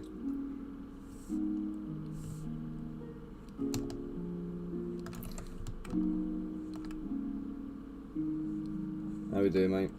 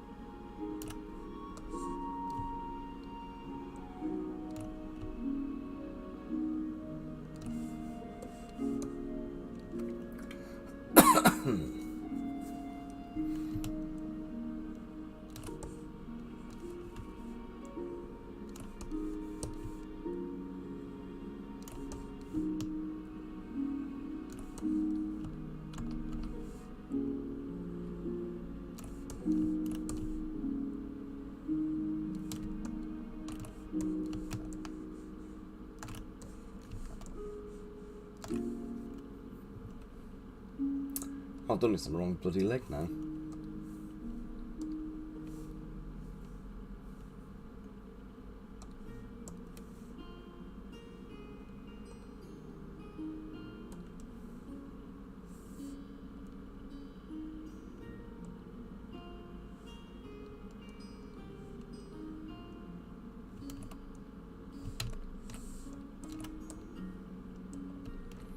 Hey, how you doing?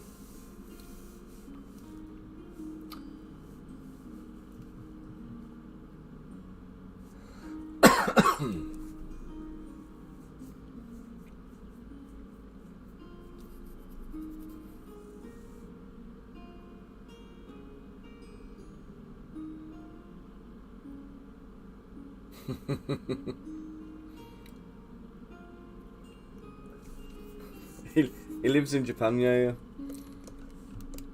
So born and raised in Birmingham with me, and then went off to Japan. Lives out there now. We did a stream the other week, a couple of weeks back, and he went off picking up snacks, and did a did a live stream. Or I put him on air as we walked around a Japanese supermarket, deciding what to eat. I say, Rosie, you got rammed off the road last night. Bloody hell, you all right, mate?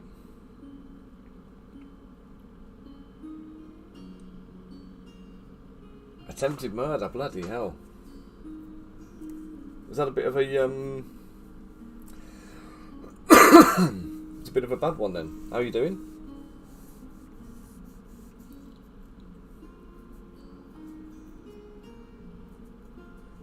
I hope you're both alright, mate. I mean, you're here chatting, so you've got to be half alright at least, haven't you?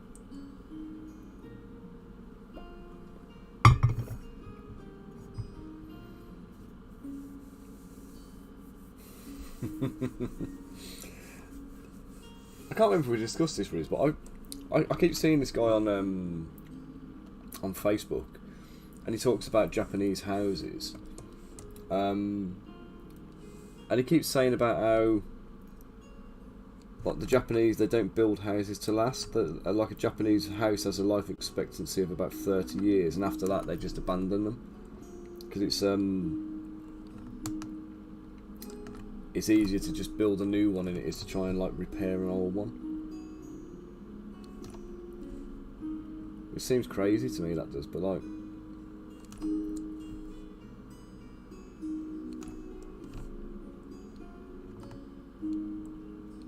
there's apparently like a huge amount of Japanese homes are empty and abandoned from like the 80s. Oh, it was a motor. You're on your bike, were you? Sorry, mate. I didn't even think you were on a bike at the time. I didn't even enter my head.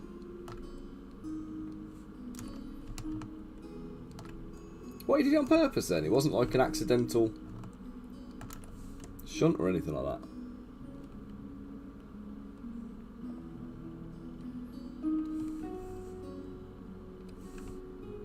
Some people, eh?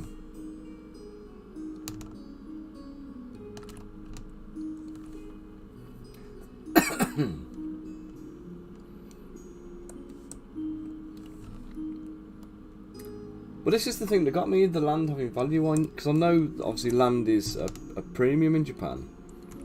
So the fact that they have all these houses that were left empty and derelict, it baffled me, because it was more a case of like, why have they not demolished them and repurposed the land?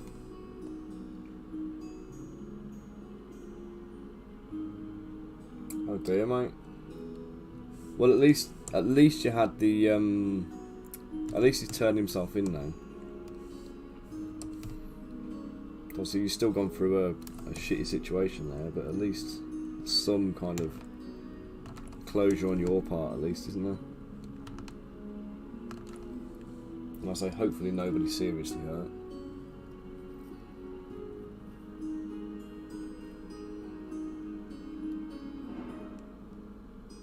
You'll have to keep us posted, mate. Let us know on the Discord later. How your dad does after he's up, mate. Fingers crossed everything's alright for him.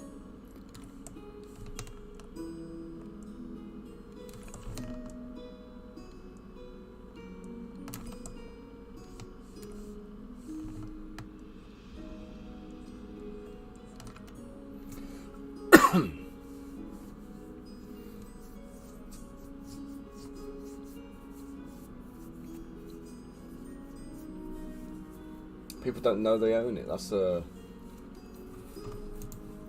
Oh, you're in the vapor, mate.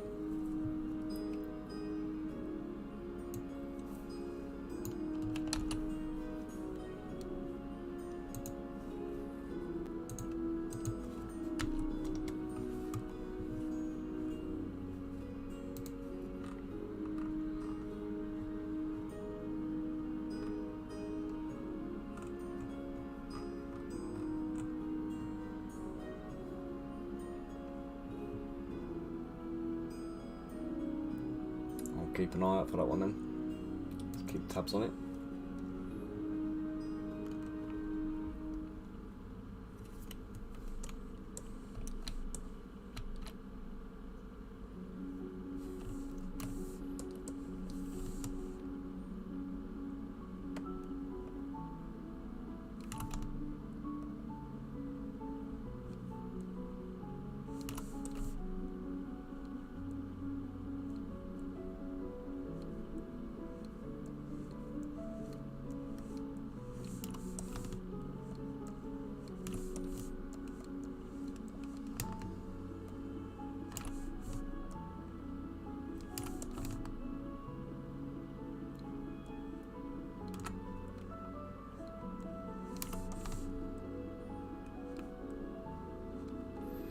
I'll tell you an interesting one as well. I don't know what your thoughts are on this one, Riz. So we had me and Max had a chat last night, or yesterday daytime, sorry. And we were talking about kind of getting a bit of artwork done for Crystal Collapse for a backer exclusive when we do the Kickstarter.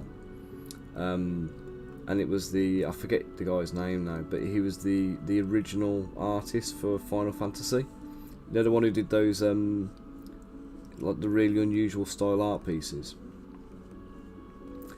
And I said to Max, I said, buddy, that's going to set us back a few bob, isn't it? If we're going to go down that route and get that done, it ain't going to be cheap. And he says, well, apparently in Japan, artist is kind of seen as like a peasant class or something like that. So like it's frowned upon to be an artist.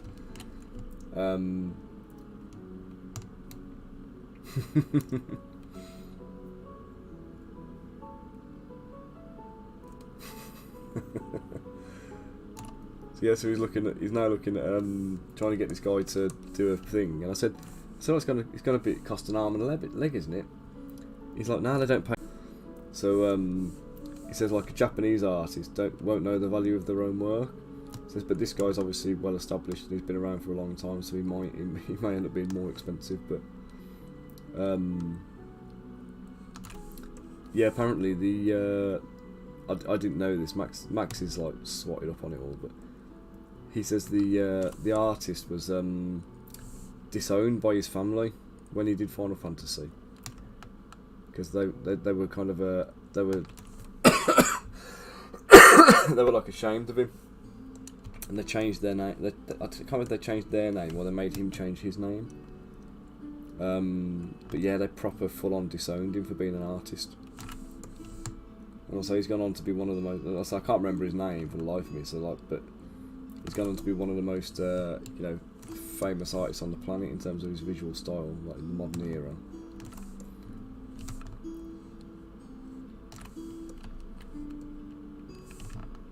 So famous I can't remember his name.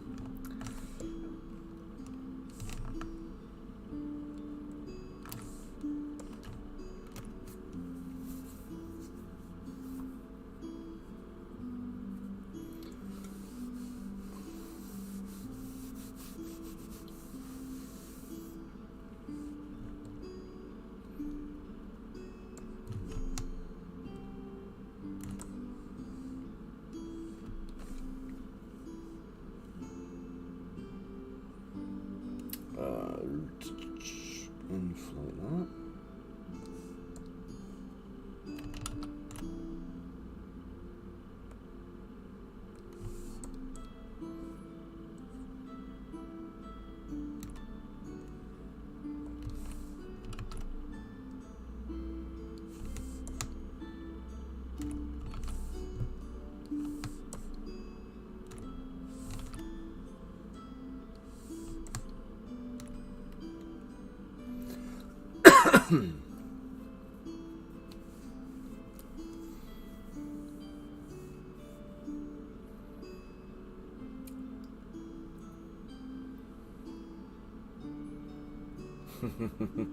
You got a good exchange rate at the moment, then, Riz?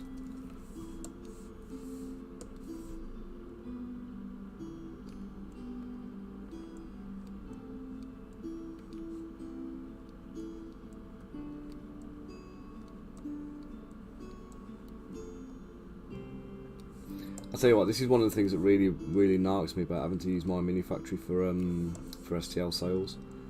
Like, even though they're based in bloody London, they deal in dollars exclusively, which means that when I sell stuff, I always sell stuff in a dollar rate. I get paid in dollars, but I'm at the mercy of the exchange rates all the time. So if the exchange rates are bad to the pound, you know, the pound's really strong against the dollar or whatever, I'm hugely out of pocket. I need the pound to be kind of like falling on its arse for me to do well. And then obviously it's we're in a crap state in the economy generally then, aren't we, if that's the case?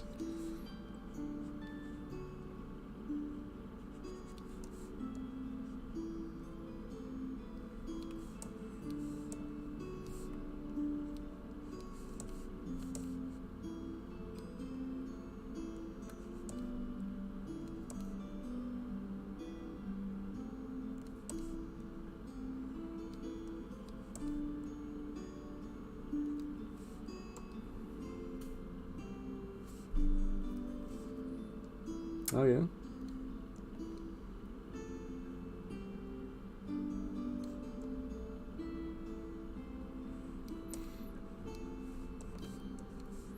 This is another thing as well, Max was saying, he's tried to get Japanese artists on board with various projects in the past, and apparently they're just not interested. They won't even speak to you for the most part.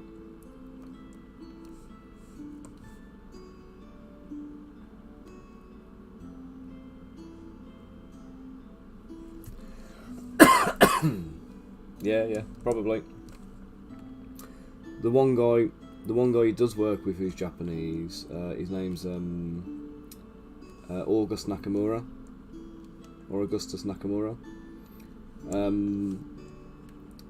Fantastic artist, just like comics and stuff. But by all accounts, I believe his dad's Irish.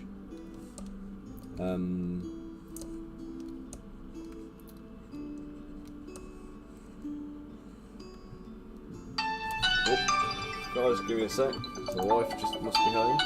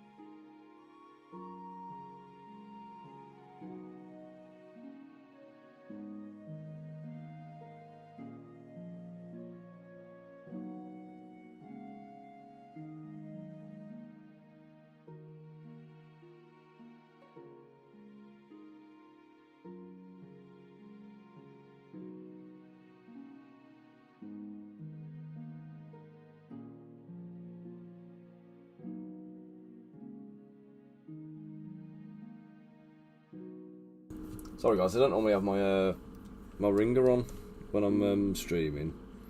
And that one was not only on, but right next to my microphone, so apologies if it scared the shit out of you.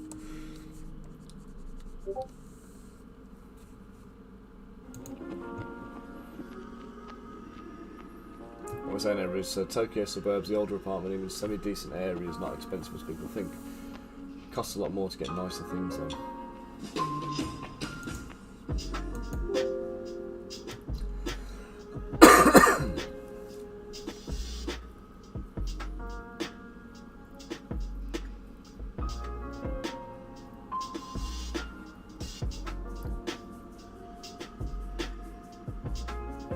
Okay. How much you talking for like renting in Tokyo then?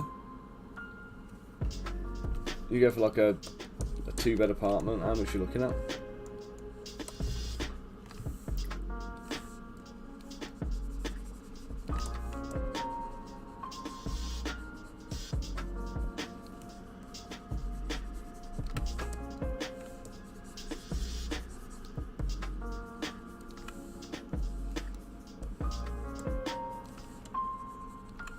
Is that in rent or is that just to buy?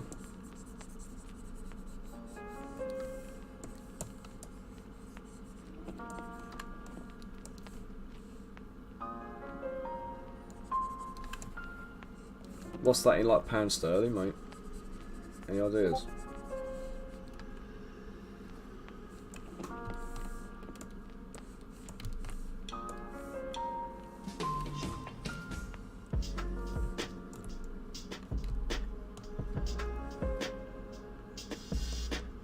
Yeah.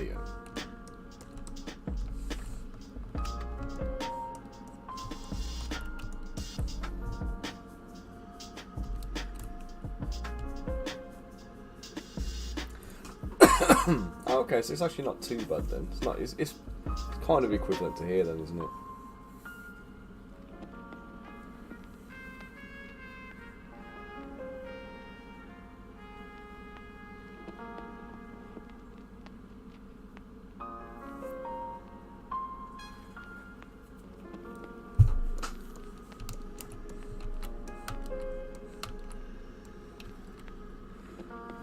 Okay, so we need to do the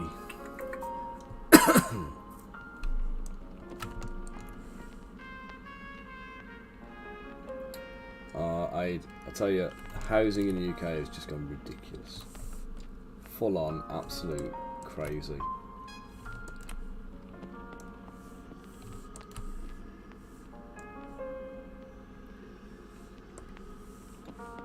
It's, the government have caused it, haven't they, on purpose, I think.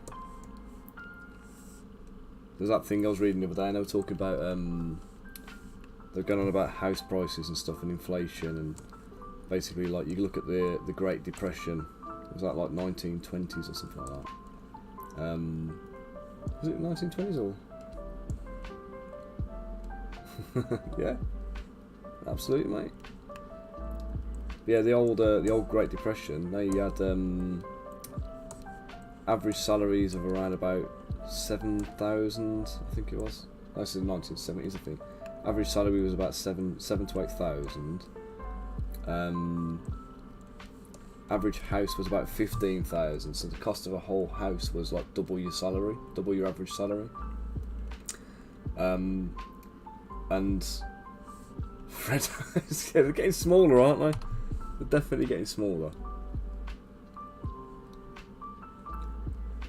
But yeah, the cost of an average house back then was like double your salary, so 15 grand against a £7,000 salary. So obviously you only need one person in a household to work. Average weekly shop was about 20 quid. Now your average weekly shop's like 120 quid.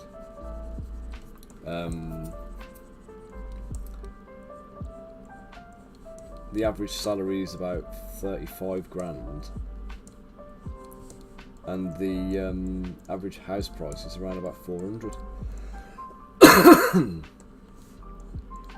I think it's probably less than that, to be honest. It's probably less than...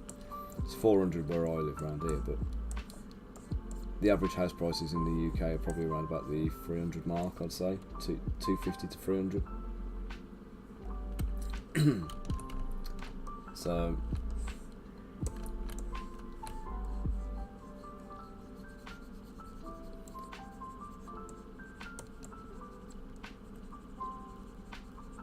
but I mean, for context, I mean, our house, we bought that back in 20. So we bought our first house in 2014, I think, in Sheldon, which is just near Birmingham Airport, kind of the other side of Solihull. So we bought the house in Sheldon. We paid 180 grand for it.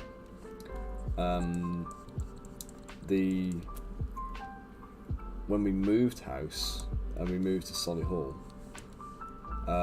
house prices in Solihull were a fair bit more expensive. We ended up putting another 100 grand on the mortgage, but we sold the house for 240,000, and that was like 3 years later. So in 3 years, the house went from 180,000 to 240 grand. So we ended up with like 50 grand equity or whatever, or 60 grand equity or whatever it was. That we used to put down as a deposit for the new house in Solihull. But we paid 290,000 for the house in Solihull. So we paid an awful lot more. But we had the house valued recently for a remortgage, and the remortgage valued the house at 375,000. So it's really kind of like, it's really gone up in value. Now obviously that's good for us because, you know, positive equity and everything else. But it's gone up relative to everything else. It's not like we haven't made loads of money on it. Do you know what I mean? We've done well as far as the mortgage goes, but any poor bugger trying to buy a house now, no chance.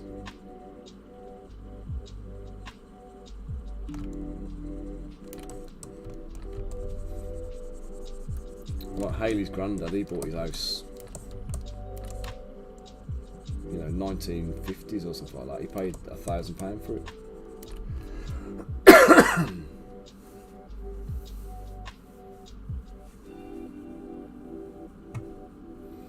What are we saying here then?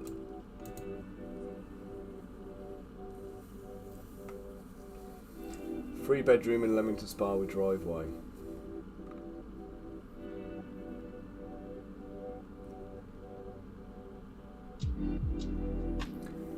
Three bedroom in Leamington with a driveway. 80 quid. Probably more.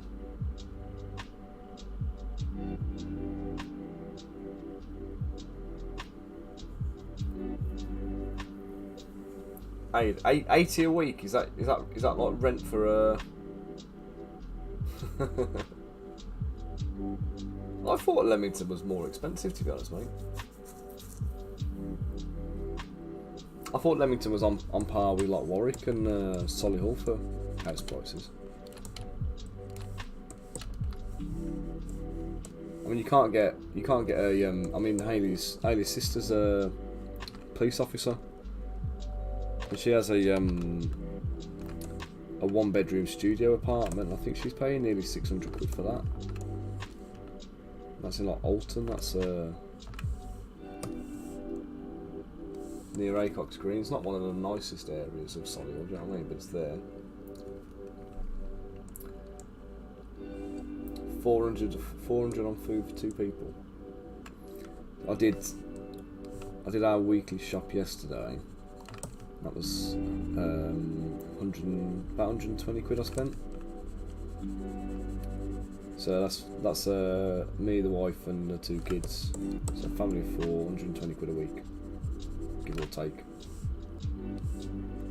And that weren't buying loads of, you know, junk food. That's all ingredients to make fresh meals and stuff.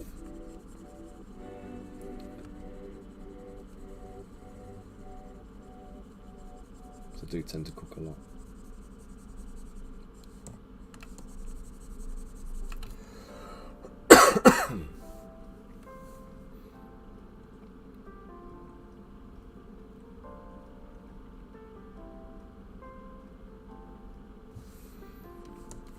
So you'll try and avoid doing the top-up shops in between.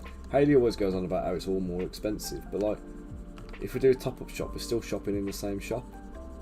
Do you know what I mean? So it's not like you don't get any bonuses or any benefits to buying things in bulk in supermarkets, do you? It's just that obviously when you do go back to buy some more, you end up buying a few extra bits of shit that you don't need, especially if you're hungry.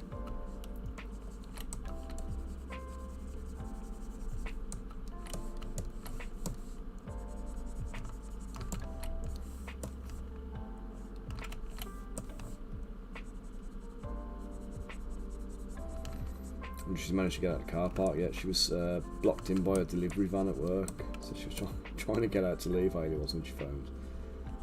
And she was her in one of a car trying to get out of the car park, but there was this big white delivery van that was like blocking the entrance to the car park and couldn't get out.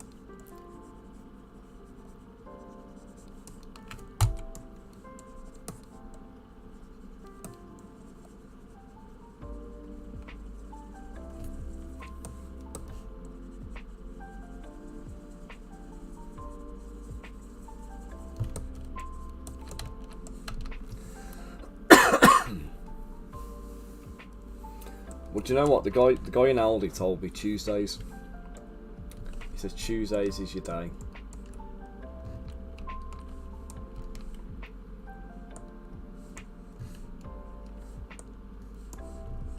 If you want the easiest shopping experience you can have, Tuesday is the one. Hayley used to do late night shops all the time, so she used to go out at like 10 o'clock. You know, like the 24-hour supermarket, like Tesco. We used to have like a big 24-hour Tesco near us. She used to go and do a like real late night shop, but it's a pain in the arse with the tills because they only ever had like the self-service open. They never had the tills staffed at night.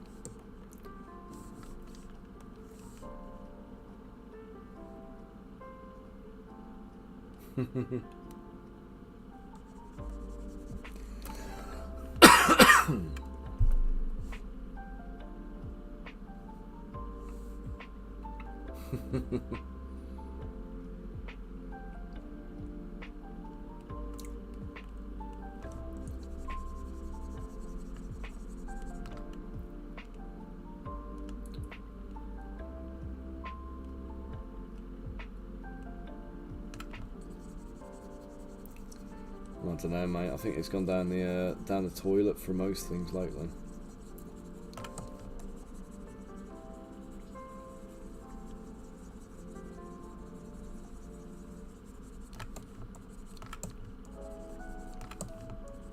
The whole country's in a bloody shambles, isn't it?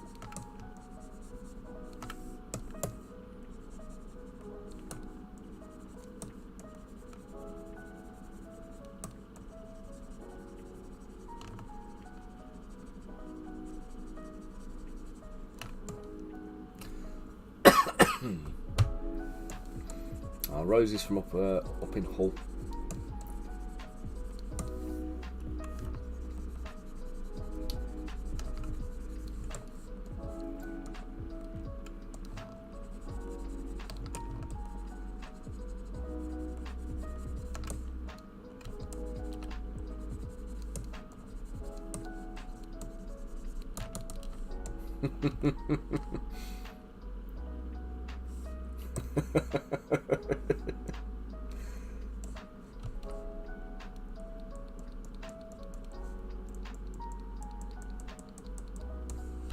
Well, you know, people tend to know Yorkshire and not necessarily know where Hull is, so...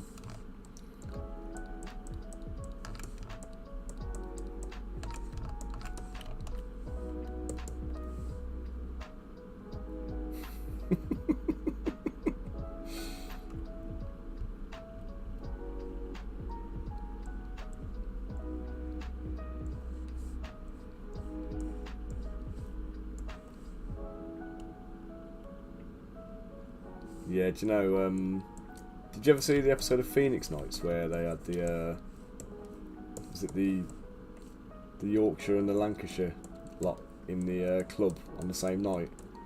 And it was like Cowboys night, or was it like a Wild West, line dancing evening or something like that. It turned into a Wild West like bar brawl because it was Lancashire and Yorkshire.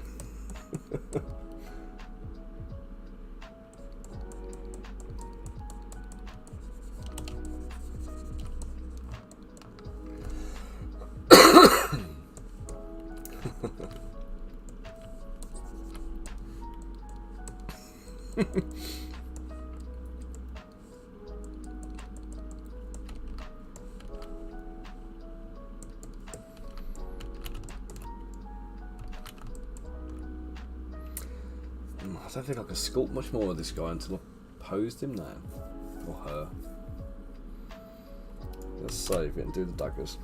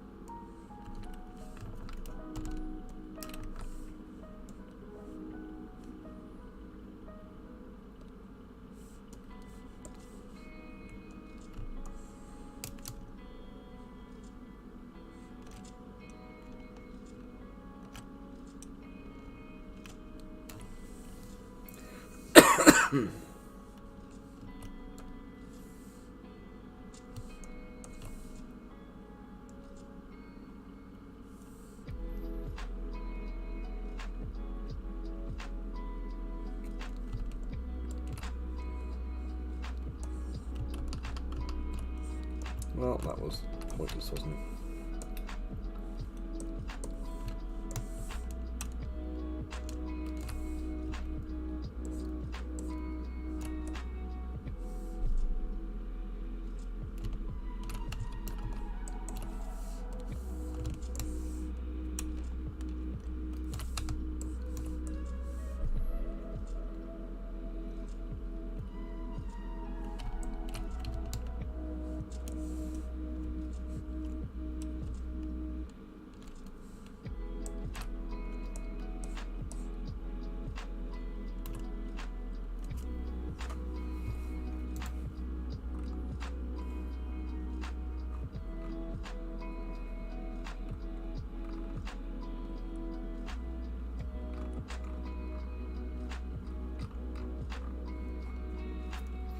What's that? AD, how come? Have I missed something?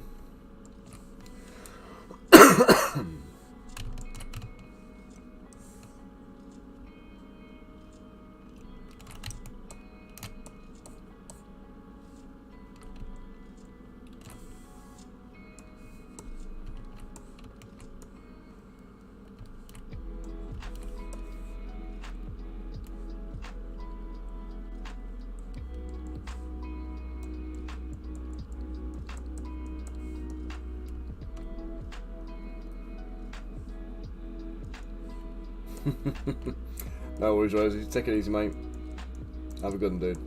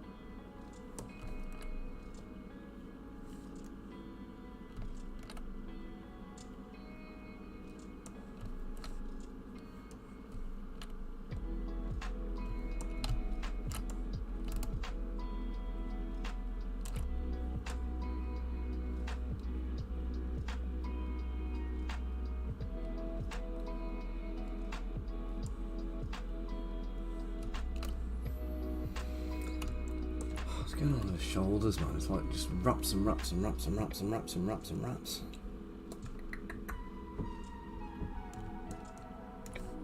Why not Z remesh after Dynameshing? To what end, mate?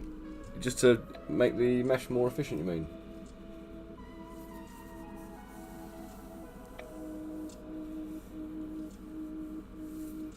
Honestly, it's not something I've ever done. When I've tried using... I'll tell you what it is. I'll tell you why, actually. Z remesh used to be horrifically unstable. And I got into the habit of not using it. I think it's better now. And I don't know if you ever experienced this before, but because I use Dynamesh so often, I'll be going through Dynamesh and everything. And then, whenever I try to use Z remesh to clean it up, the Z remesh, if I didn't turn Dynamesh off, Z remesh would crash Zbrush every single time. It was just like the knife brush. It had the same kind of effect, and I stopped using it at that point, and I never really kind of dabbled in it again. So yeah, that's why I don't use the. I don't think it does it anymore. I've done it once or twice for trying to create some efficiencies as an alternative to decimating when I was trying to get models ready for like Tabletop Simulator. But yeah, it's better than it was, but I still don't trust it. Not enough that it would become part of my my workflow, if that makes sense.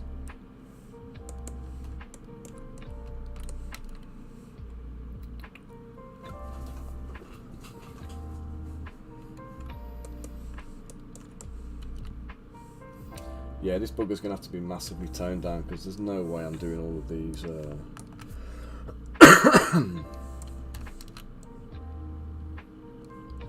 all of these ribbon bandage things.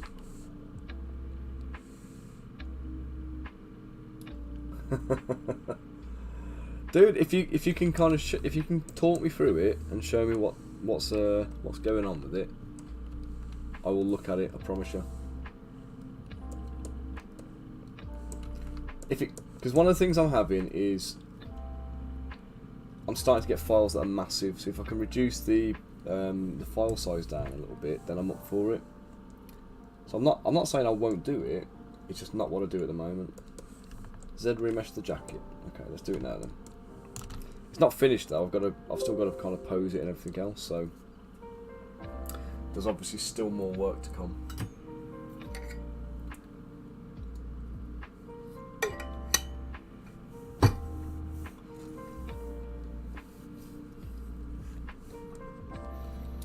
Okay, so let me turn off Dynamesh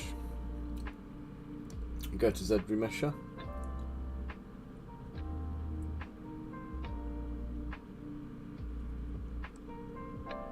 Yeah, but you've seen how I do the posing, haven't you? It's all parts and just masking bits off and moving things around. It doesn't seem to cause too many major issues. And then I resculpt all the joints anyway, so... Adaptive, change adaptive slider to 0. The adaptive size, yeah?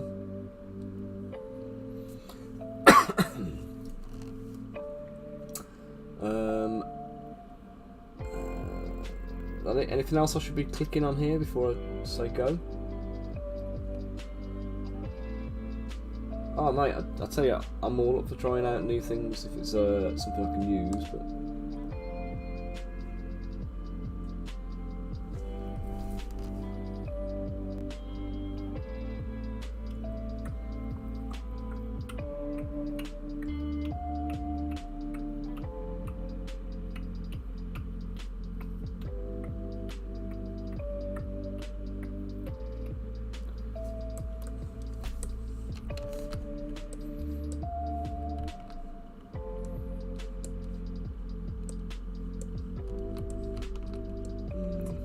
Not sure that works for me, Riz.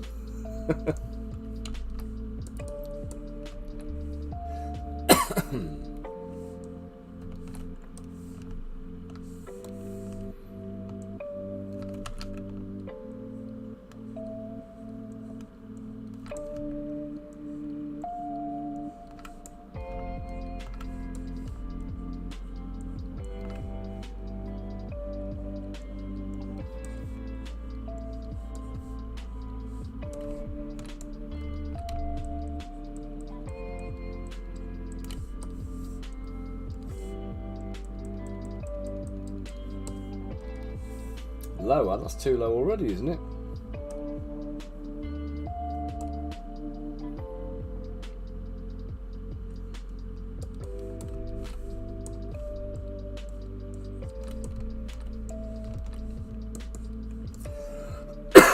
Oh, now I've got to sculpt all over this though. I've still got to add all like the stars and all the little moons and the trims and all that kind of stuff.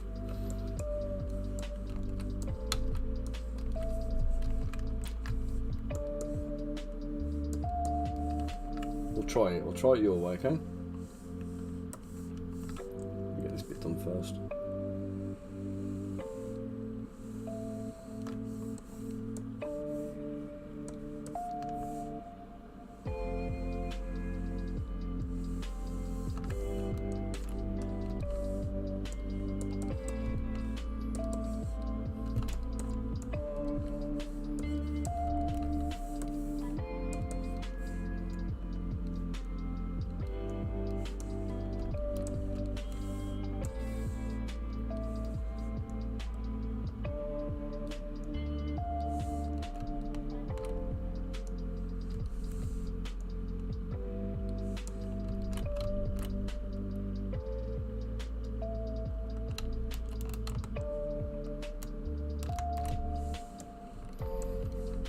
Okay, here's a question for you then, mate. So this bit where I want to do the overlap on the jacket, how would you propose doing that?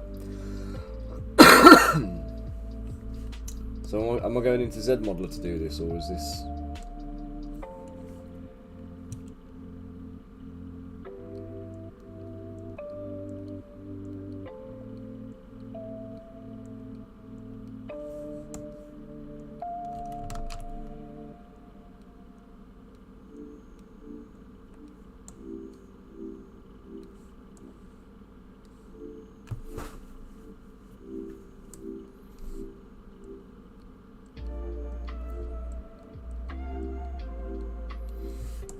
Oh yeah, of course, because with the higher subdivisions I can sculpt on it, can't I, and then drop the subdivision down again. God.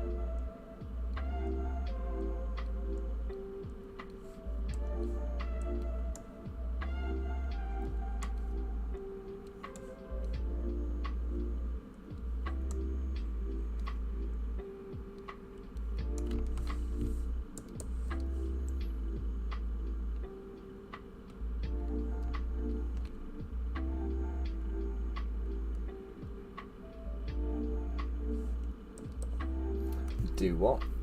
You would only have one side of the jacket and apply a dynamic subdiv. See, now you're talking Japanese to me, mate.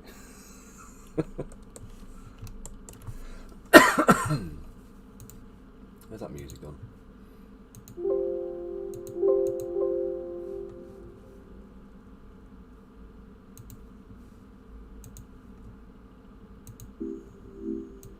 Randomly pause itself.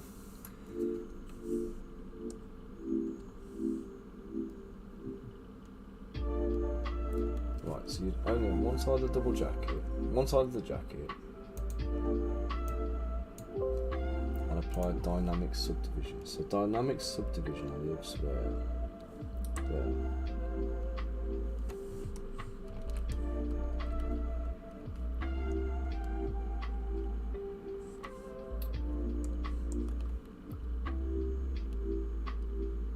Is that what you mean, Riz? The when you're talking about dynamic subdivision, you talk. Sorry, one side of the jacket. You want about only having the outside visible, not having the inside.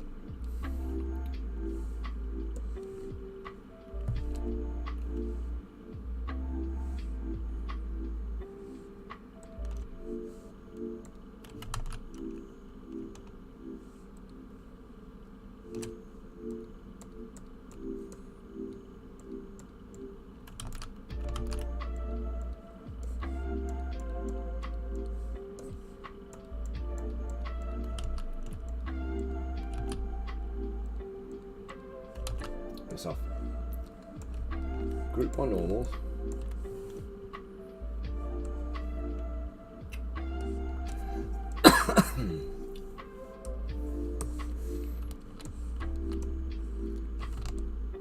Nah, group by normal, they're all the same, mate.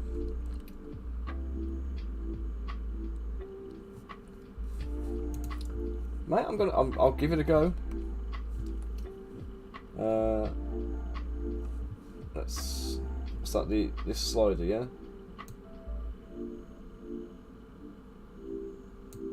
30. Oh, there's a few bits alright.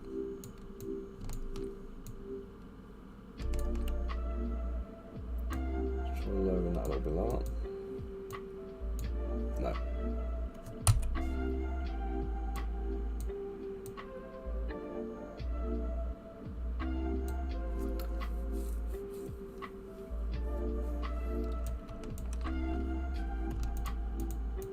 What do you mean uncircling, mate?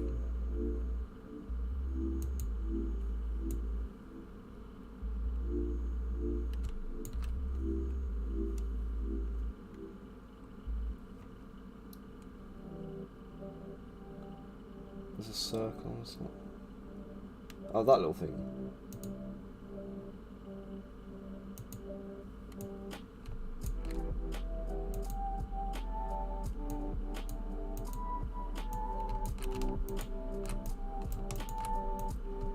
That's a weird one.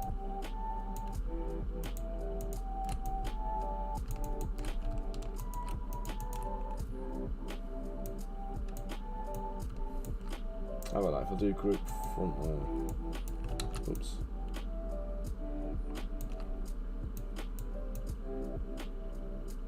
Well, that's probably giving me the closest I can get. So let me go. So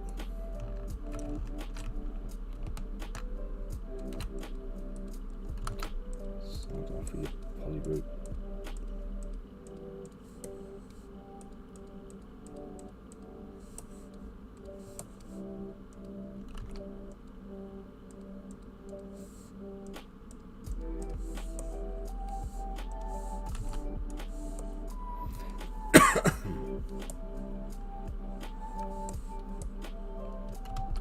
Oh, I've screwed that up, haven't I?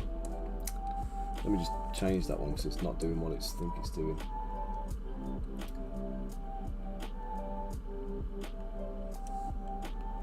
Oh yeah, masking it would be an option, wouldn't it? Oh, so it's there, isn't it? Polygroup, polyloop. So I want to turn off.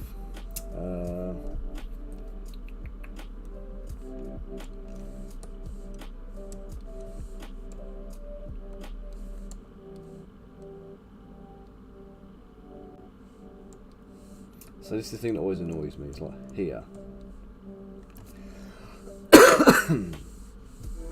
The shape of this. Right, do you know what I'm going to do?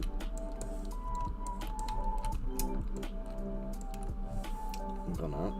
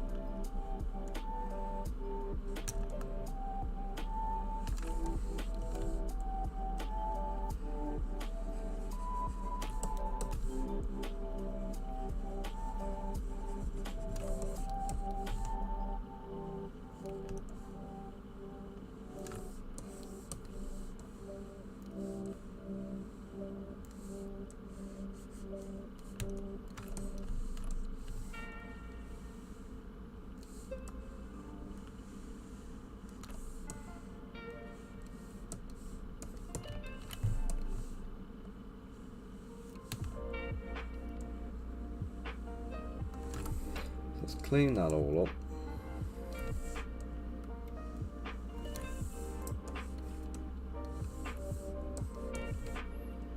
Well, this is the thing, it's like the way I know several different ways of doing most of the things I do on a daily basis. And the method I choose at any given time is whatever just pops into my head at that moment. So having alternative options. So like for this one, I'm planning on making this cloak below. So what you're saying about using the dynamic subdiv and adding thickness actually makes it a little bit more controllable, because I don't want that cloak to be too thin. And I can obviously adjust the thickness using the dynamic bits. So if I just group the masked, delete the masked, now I can do the Z-remesher. What's Tessimate?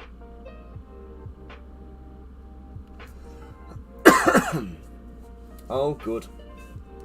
Good news, Rosie. Thanks for the heads up, dude.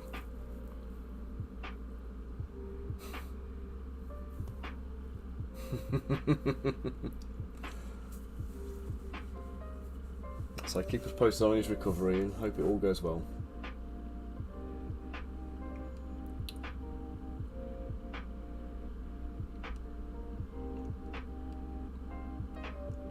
Yeah, but I've got Decimation Master as a plugin that I use for doing all my decimations. I've never used the Tessimate function here.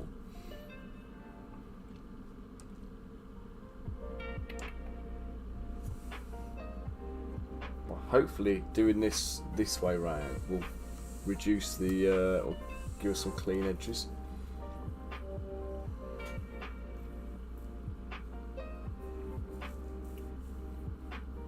Hugh, thanks for the follow. What's going on here?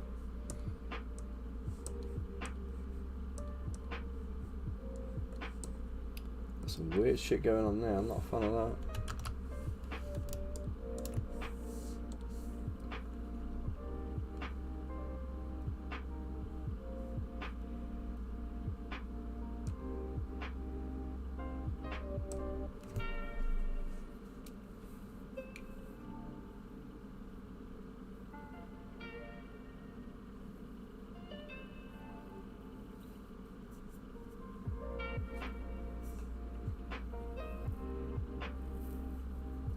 What's going on here? What the hell is that about?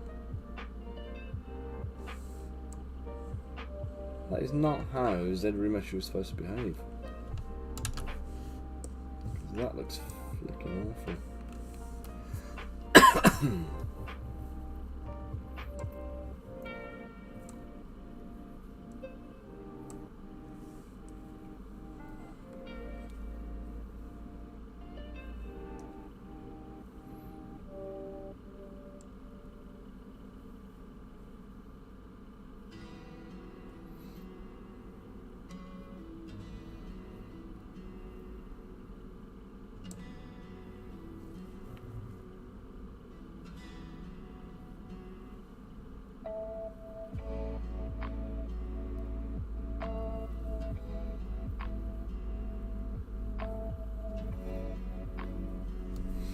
Well, that's better.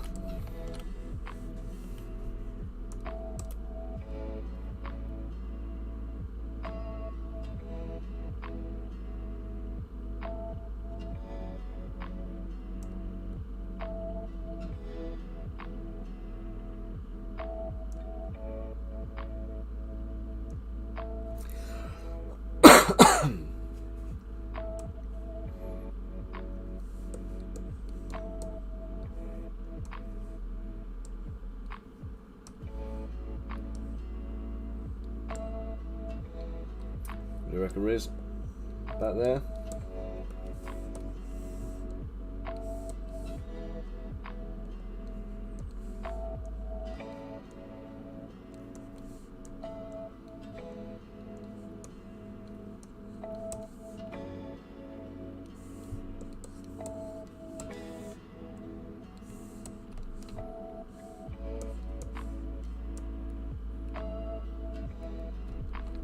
Ah, balls.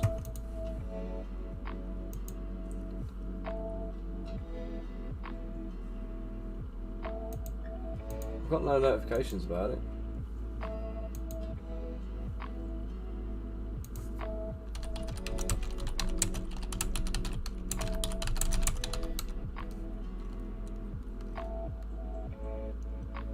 Ah, phew. It's working right then. Cool, cool, cool.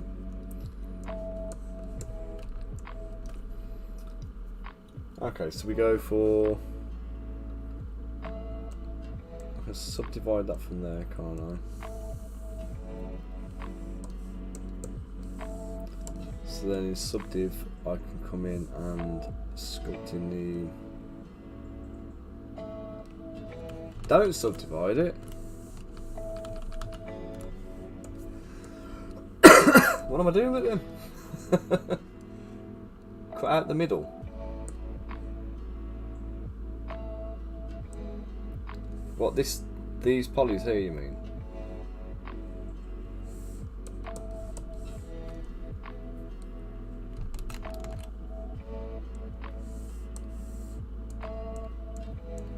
These bits, yeah?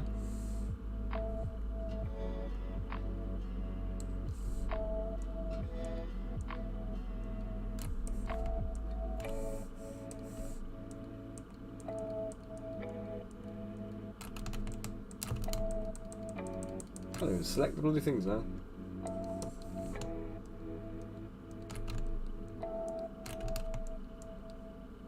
Oh, that's fine.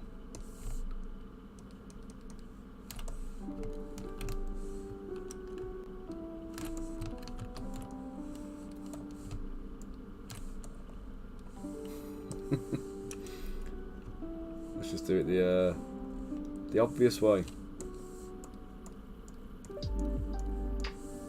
Literally, as I went through their poly grouping, I should have just been doing that anyway, shouldn't I?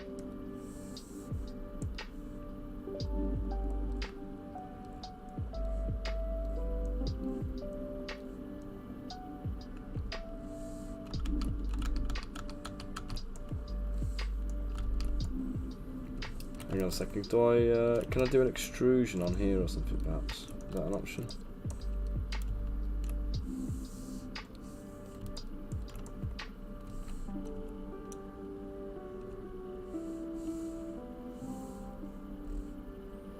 Extrude edge face.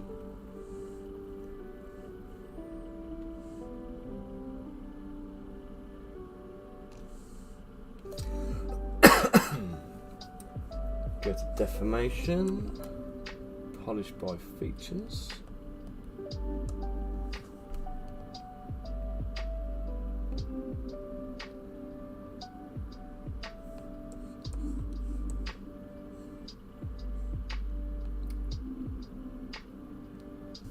Like that, yeah. Oh guys, let me just put you on mute a sec.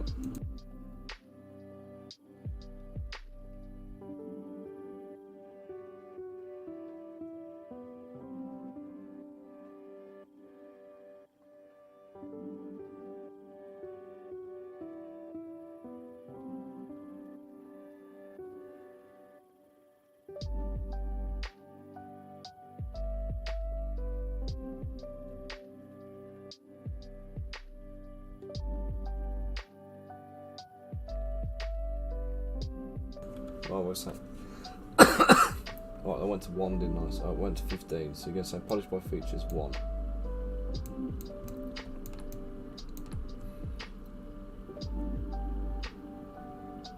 Okay.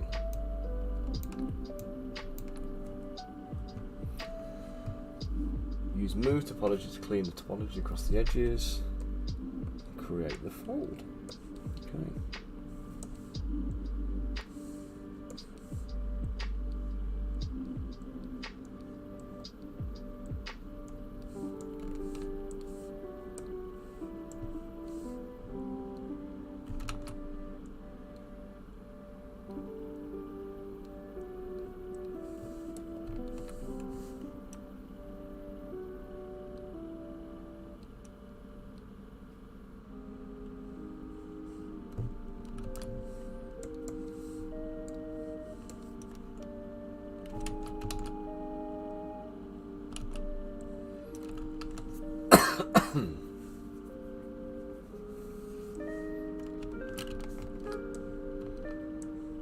Yeah, my geometry's not flowing, is it? So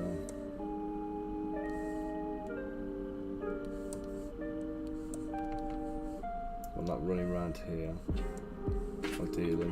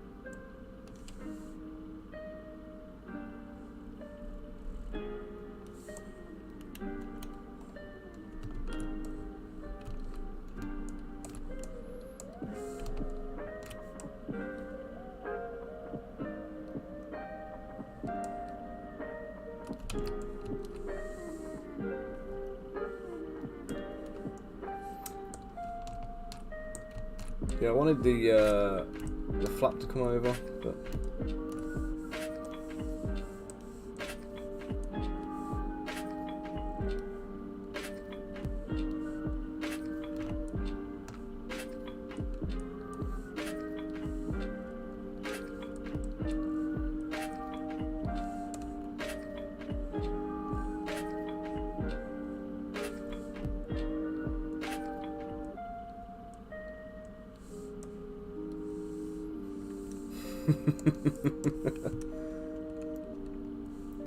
let's go. I'm going to add a loop now.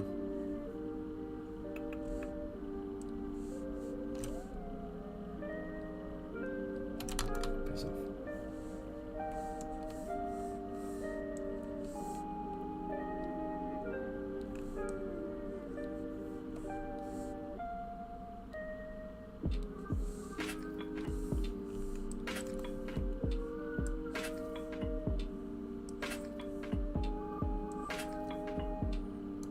Z remesh to the same, so that's just going to resort out the topology. Okay.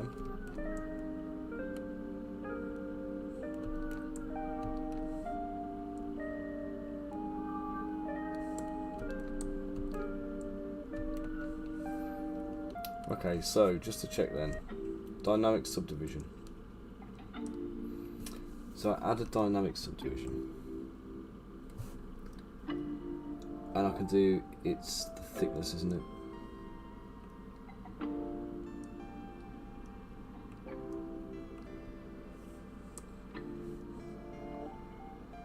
Okay, so that's roughly where I want the thickness to be, possibly a bit bigger than that.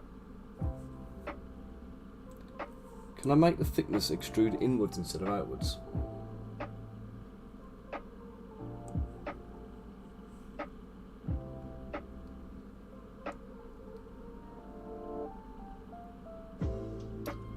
So offset minus 100. Perfect, lovely matey.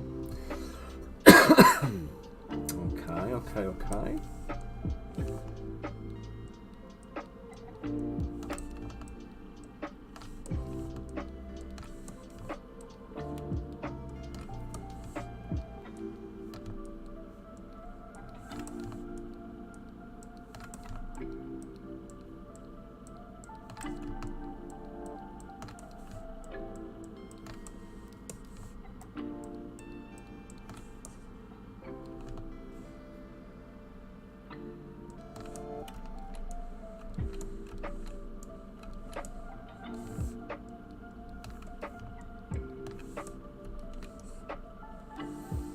What am I turning off? Turn it off briefly, fix topology. Yeah.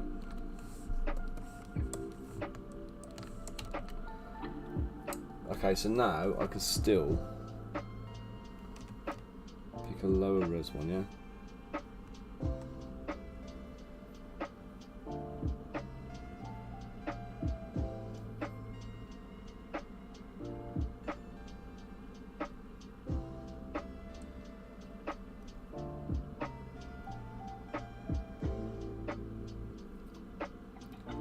Mate, I've got to pose the model, yeah.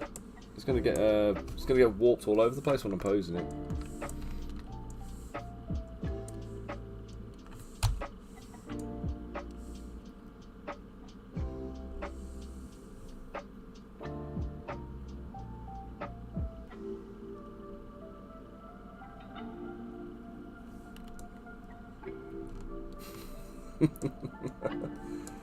Cheers, man.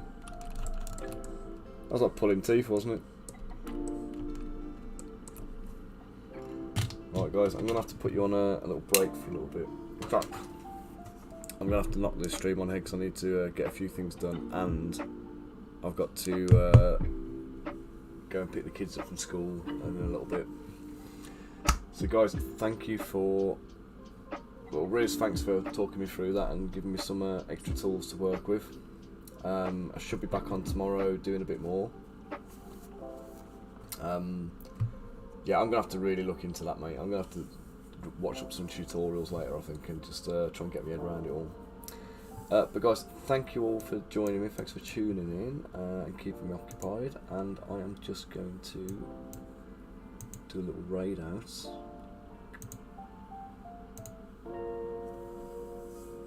Mic's up again. Should we go drop your mic? Oh, mate. Next time we'll do it on Discord or something. We'll do a little dual screen thing. Cheers, man. Alright, guys. Thanks again for joining me. Let's go raid out to Mike, and I should be back tomorrow with another stream. So, Rosie, keep us posted. Let us know how your dad's doing. I hope he's doing well. And I believe we should be 2 seconds away from a raid. So take it easy all, and catch you later, taters. Adios. Fuck.